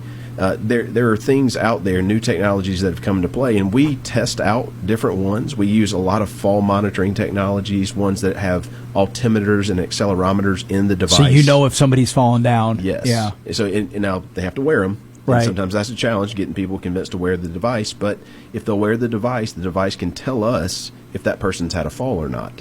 It's funny you say that because we bought my mom an Apple Watch, not this Christmas, but the year before. And the next month, my brother came out. We took Mom to dinner, brought her back to the house, and then my brother came to my house. So my mom lives in my neighborhood, came to my house. We're just visiting for a few minutes, and all of a sudden we get these alerts on our phone that she had fallen. And we didn't know this was even a feature that existed. Mm-hmm. And sure enough, we go to her house, and she had fallen. Yes. And without that watch, Alex, she may have sat there for hours. You're exactly right. I mean, in the past, that would have happened. There's also ways that they can monitor through blood and other things, you know, the blood sugars and the nutritional intake, if they're taking a lot of medications, it can monitor how well that is being absorbed or not. And there is a myriad of new technologies out there that people are bringing to try to help people stay as independent as possible, because that's what people want. That's what we all want. And what would you say, again, we got time for one more conversation before we take this next break. What is your vision for the future of senior living? I mean, do you guys feel like you are at the pinnacle right now of what you're doing, or are there other advances you guys want to achieve? So we're going to continue to look at technologies and things, but our motives are really just to keep people as independent as possible. That's ultimately what we're looking for. Yeah. And that's the way they're going to feel the most fulfilled in life. Yeah. So whatever comes about that would help us do that is what we're going to be interested in.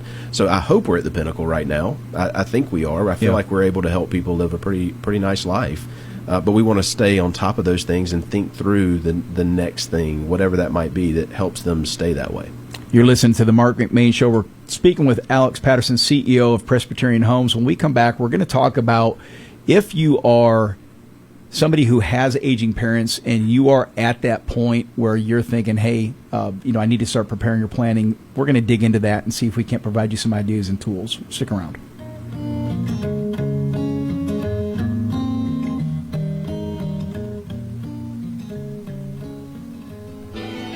When looking for new shoes, the place to check out is K&D Shoes in Conyers. Family owned and operated for over 30 years, offering one of the largest selection of shoes for men, women, and for the kids. From name brands like Ariat, Rocky, Georgia Boot, Hey Dude, and others.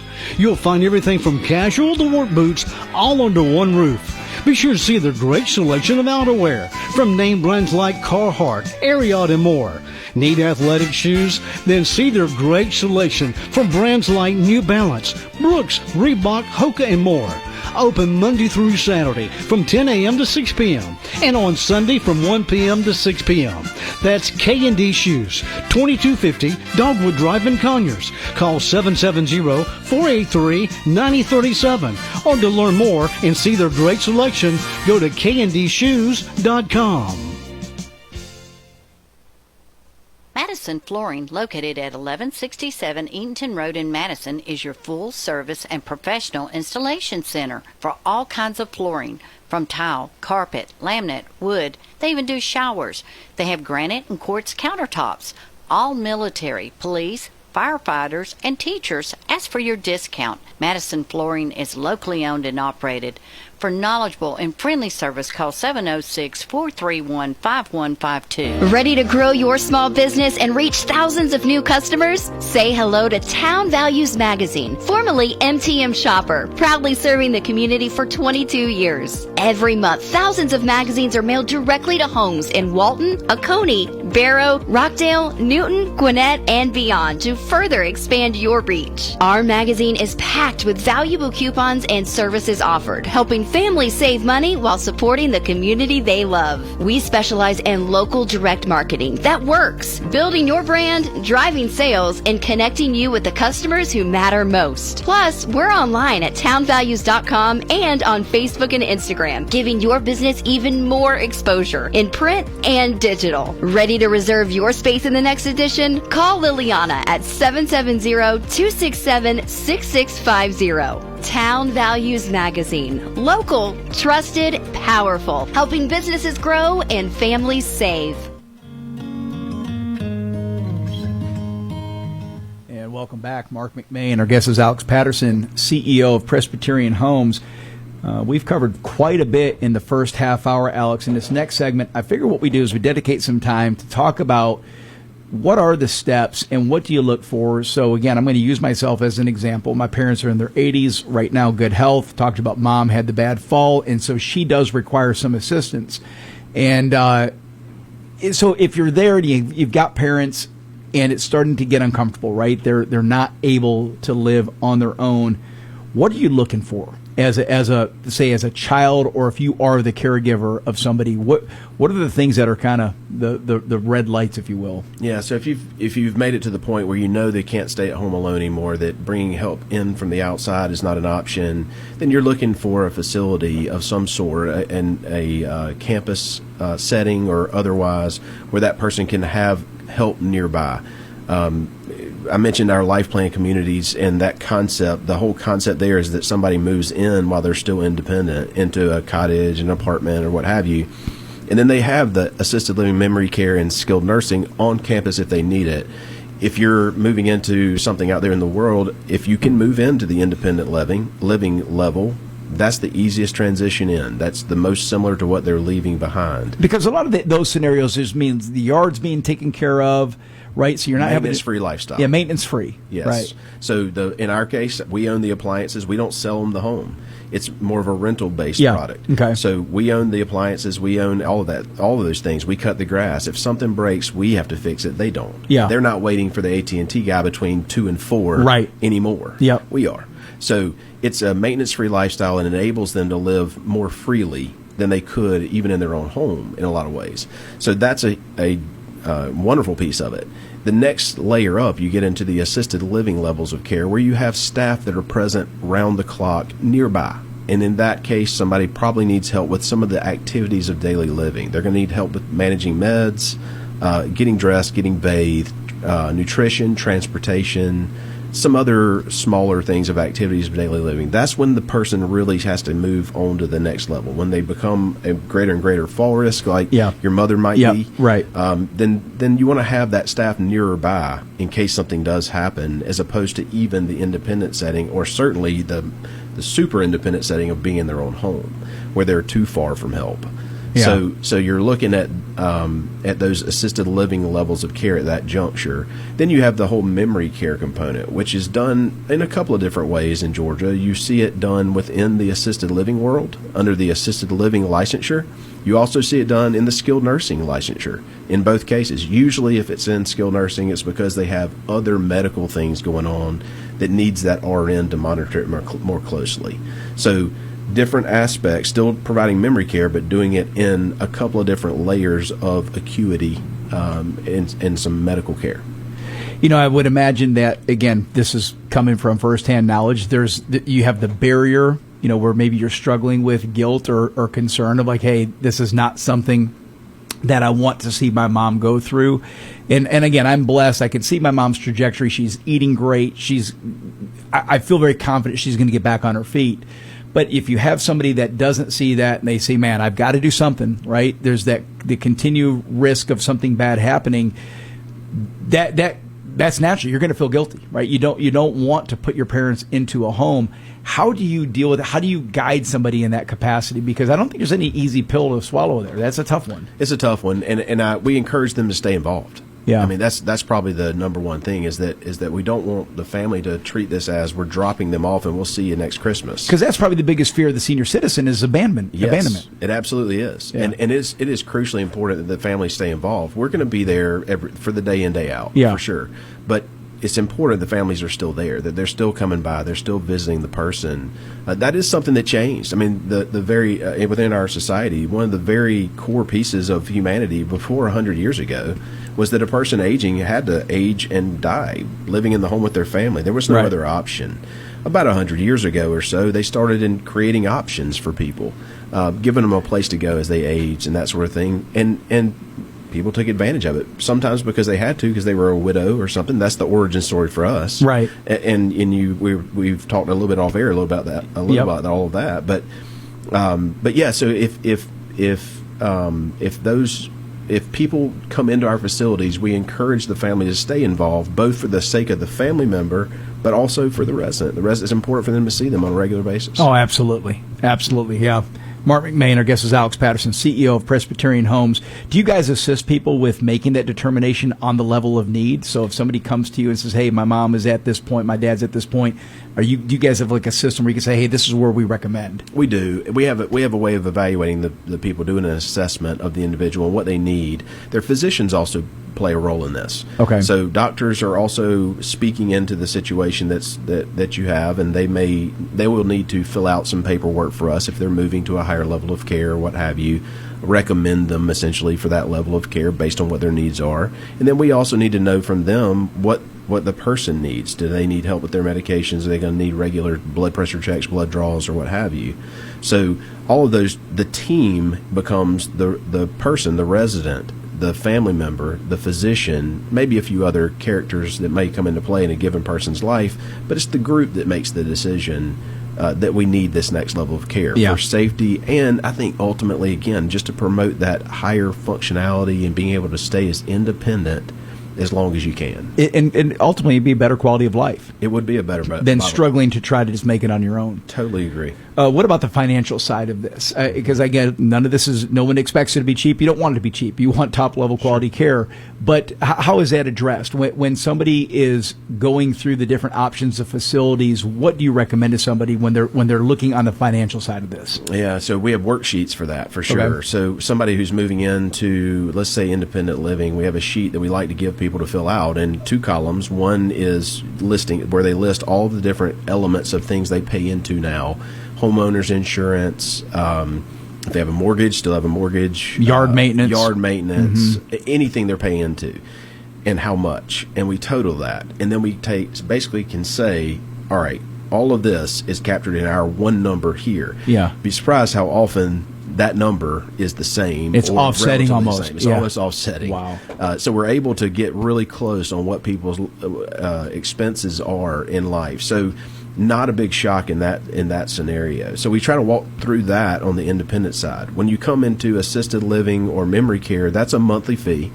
And that's just something people have to do the simple math on to say, we're going to have to pay the fee on this. This is the total cost. It's more hands-on too. It's more hands-on. Yeah. And then you get the next layer up is skilled nursing care, which we do at 3 of our locations.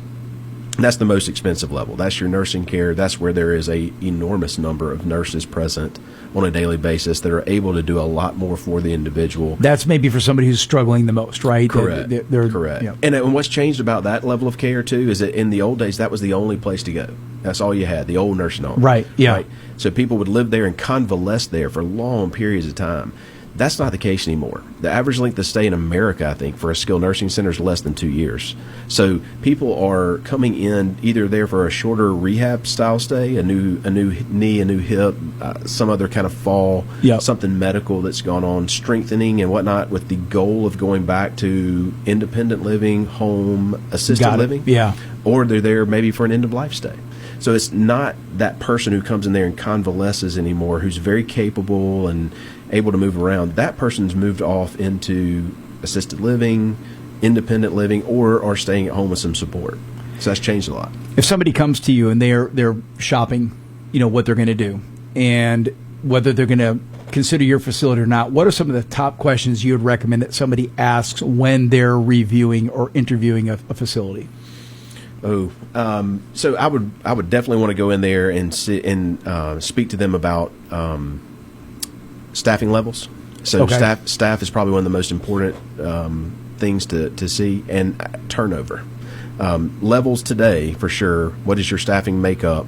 But what is your turnover like? One of the greatest correlations to high quality care is low turnover. So we, as an organization, like to measure retention rates. And before the pandemic changed the universe. So before the pandemic, for all those years, our retention rate organizationally was 85%. Wow. That's off the charts high. But it has to do with how we treat people. We believe if we treat our staff well, they treat the resident well. Yeah. So we make an effort at that. So if I'm going into a facility and I'm brand new, I want to know what their turnover numbers are like. That's going to be an odd question for a facility. Not many people ask that question, but it's one that has a direct correlation to the quality of care the person's going to receive. So, obviously you can ask questions about cost and all those things, and that's a math problem. But those are good questions, though. That kind of gets in the meat and bones of, hey, what can I expect from my parents when they come in here? It does, and then I would say the other big piece to me is your senses. Just go there, tour the facility, go see it, smell it, walk around, use your eyes, use your nose. What are you hearing? Yeah, just use your senses and mix the staffing pattern together with your senses, and you'll get a pretty good picture of what kind of a place you're talking about. If it feels anything like One Flew Over the Cuckoo's Nest, run. You probably never saw that movie, did you, Chastity? You're not that much younger than me, but you are younger than me, so I guess you missed it. Did you see that one, Alex? I did. Oh, I did. Sorry. All right, one more question before we take our next break. You referenced this earlier, Alex, when you talked about, hey, don't just drop off your parents and think that it's done, right? Being involved. What do you recommend? What tips do you have for families to stay engaged and be supportive? There are routine care planning meetings. Obviously, need you present at those. Those are important because we're setting the track for what's going on. Definitely, I would just make a regular visit out of it. That's the number one thing for me with the families is making sure they make a regular visit so that resident knows they're going to see part of that routine. Part of that routine. If it's every Wednesday, if it's every Tuesday, it doesn't even have to necessarily be every Wednesday or every Tuesday. Just make a regular visit. Be present. Be present for the resident because it's good for them. Yeah. It's good for you, whether you know it or not. It's good for you too, and it's also good for our staff. Our staff like to interact with the families. Yeah. They like to hear what they have to say and learn more about the individual.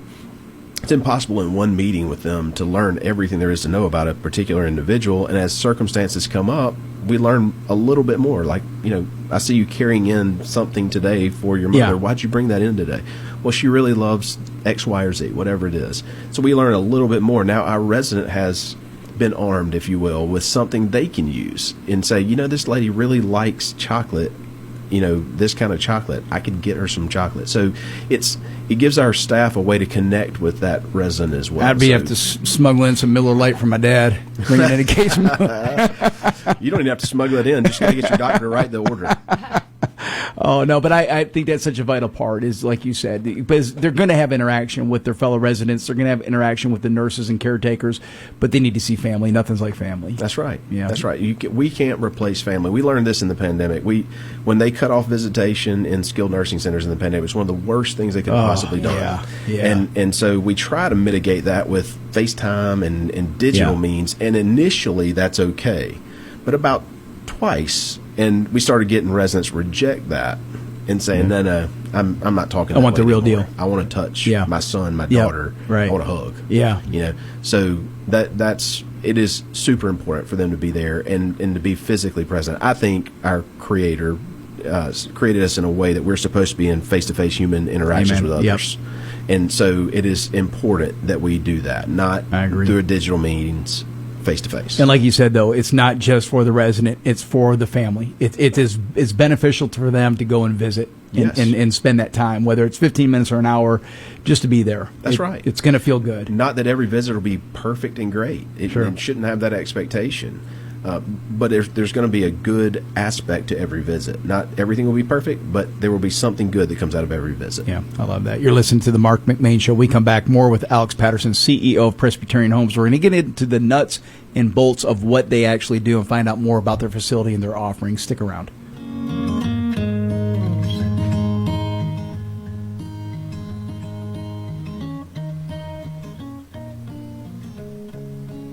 Serving Loganville and the surrounding area for over 25 years, it's the Main Street Barbershop, 305 Main Street next to Braxton's Auction in downtown Loganville, offering old-fashioned service and modern-day styles. Appointments available and walk-ins welcome. Open Tuesday through Saturday with a friendly staff and atmosphere. That's Main Street Barbershop in downtown Loganville. Call 770-554-3300 or go to mainstreetbarberloganville.com to learn more.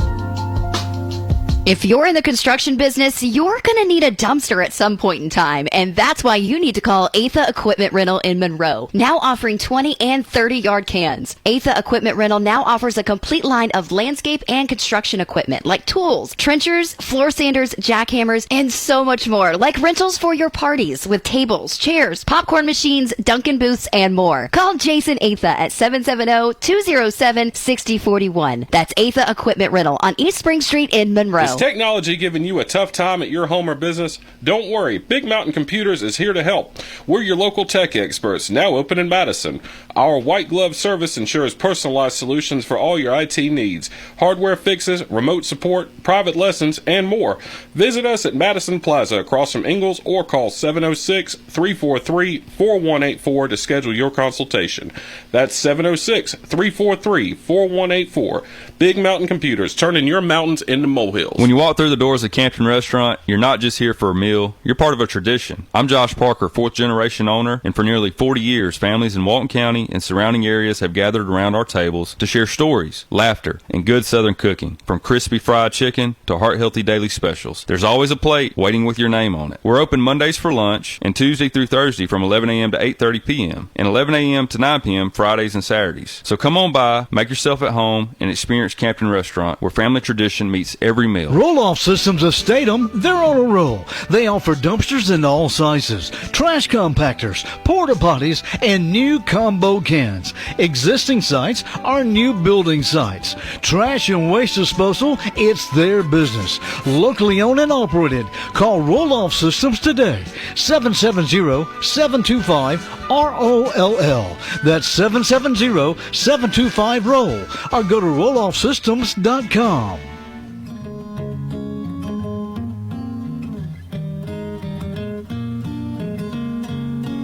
And welcome back, Marc McMain. Our guest is Alex Patterson, CEO of Presbyterian Homes.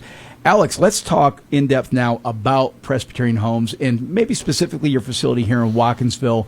Give us again an overview. You touched on it earlier. What are the different tiers of service that you provide? Absolutely. So, number one, we have 6 locations in Georgia, half of which are in the affordable or income-based housing sector. The other half are in what we call a life plan community sector, which is what we built here in Watkinsville. It has, on the campus, is a 70-acre site. It has independent living, assisted living, memory care assisted living, and skilled nursing all on the same site. What's the difference between independent and assisted living? Independent living, a person in independent living, we are helping them with basically no activities of daily living. They don't need our help to get dressed. They don't need our help to get a bath. They manage their own medications. In many cases, they still go to the grocery store, bring their own food in. Their homes have full kitchens. So a lot of people are driving. Yes, almost all of them are still driving, moving around very easily, traveling still. A lot of people that come in with us and will take 2-3 week long cruises. And are they in a home, or is it a condo, or is it a? It's a home or an apartment. An apartment, okay. One of the two. Yep. And they range in size. The smallest one we have is about 950 square feet in an apartment. The apartments cap out at about 1,500 square feet. Nice size. And then we go in the cottages from about 1,250 square feet on the smallest end to, we have one cottage that crept over 3,000 square feet. So hard to start calling that one a cottage.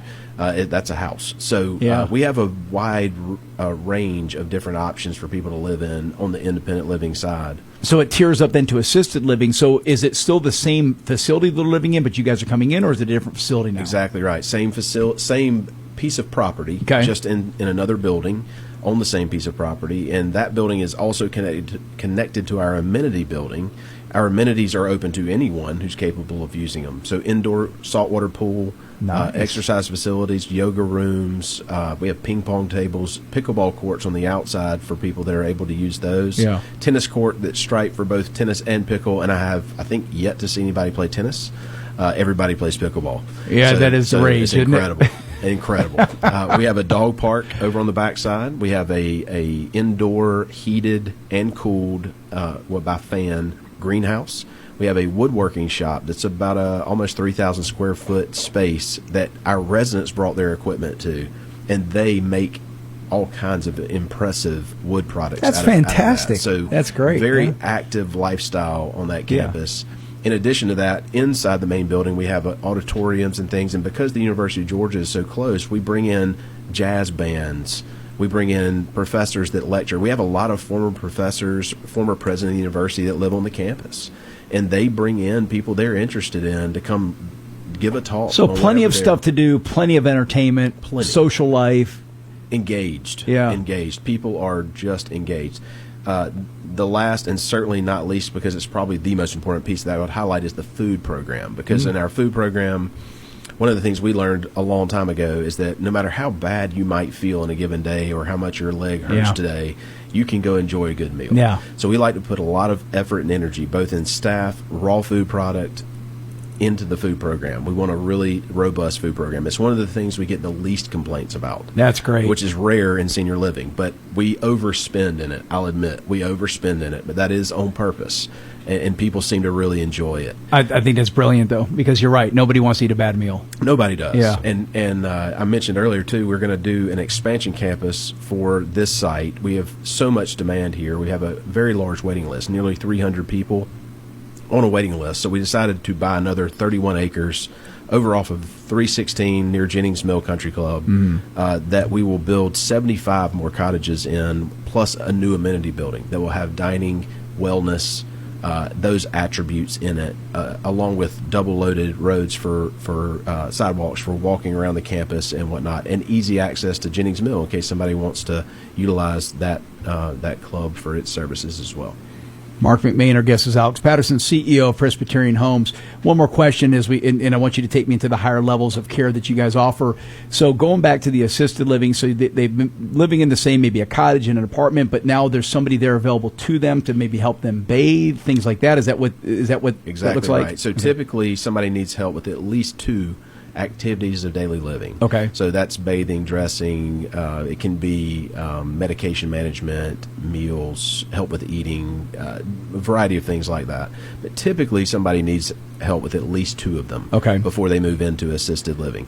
A lot of the times 2 is even a little light, and a lot of people need help with 3 or 4 before they're actually moving into the space. But that is kind of what a mark or line in the sand that we use for that. Yeah, I got it. And then one more time, the top level stuff. So if people really need more hands-on care. Yeah, skilled nursing care. That is full round the clock nursing care. We have 40 beds of that for here at this campus.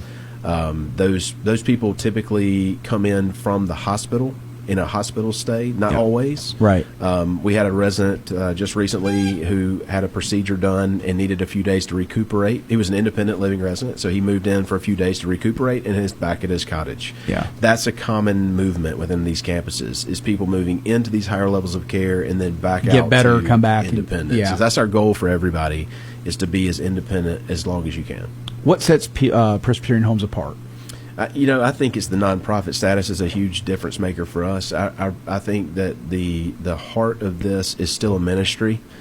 We still want to provide an answer to that resident. Is there a place for them? We want to provide an answer to that staff member. Is there a place for them to join our team and to make a difference in people's lives? So we do hang our hat on our Caring Hands Fund and the fact that we've never asked anyone to leave in 76 years because they exhausted their financial resources. Wow, that's fantastic. So somebody moves in with us and stays with us. If they happen to outlive their resources, we don't ask them for anything more. We don't make them move. We just ask them to continue living. In many cases, we apply those funds and the person never knows it. We had a lady at our Cobb County campus who was there for years. She did exhaust her resources. We plugged in the charitable dollars, and she didn't know. 2 years went by, and she realized that she had not done anything different. Other people were talking about paying bills, and she realized she hadn't. She was panicked and came to the office and says, "I must owe you a ton of money." Yeah. And we said, "No, ma'am, you don't. We understand what happened. We just applied the dollars, and you don't need to think about it again." And the relief. What a she blessing felt, that is. It is, and it's one of the hallmarks of what we're able to do, and how we use our nonprofit status. You guys place such a good emphasis, too, on the activity portion, being sure that the residents stay engaged, whether it be activity-wise, emotionally engaged, spiritually engaged. So there's components to each of that, right? I mean, is there a church on site, too, or people typically go to their own churches? So all of our campuses have a chaplain. Okay. We have had that from the beginning. It's a very important piece for us, and those chaplains organize services on the various campuses. They will do it. It isn't necessarily right at church hour or something, usually kind of in an afternoon or a Vespers service. But even some of our residents have done, we have handbell choirs. People have brought the handbells, and I don't know if you've probably seen those, but we have residents that have formed handbell choirs, and they do performances. We have choral groups on our various campuses. They love to sing together. It is special. It's a very fun thing to see. And yes, that chaplaincy, that spiritual component is front and center and a big part of these campuses. Well, I'm a tennis player. I dabble in the pickleball. Do you have somebody out there to be sure that no fights break out in the pickleball court? It's very, very competitive sport all of a sudden now, Alex. Everybody takes it serious. It is very competitive, and what I've learned about human beings is that our competitive spirit does not leave because we get older. It never goes away, does it? It is hysterical to listen to. Some of our residents do kind of get at it a little bit out there on the court, but it is fun to listen to and fun to watch them able to engage that way. Yeah, you know when the pickleball match is going on because you hear clunk, clunk, clunk. Partnerships, community support. Do you have other entities in your area that engage with you guys to help out? We do. So we have great partnerships with the high schools and technical schools. We have students that come in through health pathways to come spend time on our campuses. We have students that come and serve as servers in our dining rooms. Those are pathways into this work, too. I'll say, one of the things this industry, if it's an industry, is starved for is young people. We need young people that want to care for others. Yeah. And there are people that need them to do that. Even if it's a volunteer basis. Go spend time. Absolutely. Yeah. Absolutely. We bring church groups in a lot. Certainly the holidays. We just came through Christmas. We had several groups come in to do caroling and different things like that. So that's some of the groups that we like to bring in from the outside. How can listeners learn more about you guys? Our website's the best way. The website is www.phgainc.org. phgainc.org. It's a good way for you to kind of get a cross-section of all that we have across the state. Any final last takeaways you want listeners to remember about aging well, supporting older adults? Be grateful for your elders. I think our culture might overlook elders a little bit, certainly compared to some others. I think we should value them more. Amen to that. And find ways to make their life better. I love it. Alex, I greatly appreciate you spending the time with us. This is very informative. I learned a lot, not just about you, your entity, and what you guys do, and keep up this great work. Yes, sir. Thank you. Thanks for having me. Absolutely. Alex Patterson, CEO of Presbyterian Homes. You've been listening to the Marc McMain Show. Chastity, big show in store tomorrow. Quick recap. What do we got coming on? Absolutely. So tomorrow we are going to have Dr. Patrick Greco. Yeah, from the joint chiropractic. Yeah, all right. Yep. So if you need an adjustment, he's going to give me a little neck adjustment when I'm here. Hey, I wish he would come here. Actually, bring his. Oh, is he calling in? Yeah. Okay. So we're going to get him here maybe next time. And then, of course, wonderful Pastor Tommy Fountain. All right, looking forward to that. From 1025. Yep.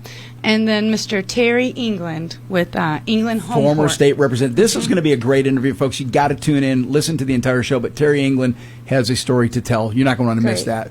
Folks, thanks for listening with us today. We'll be back on tomorrow at noon. Until then, stay safe.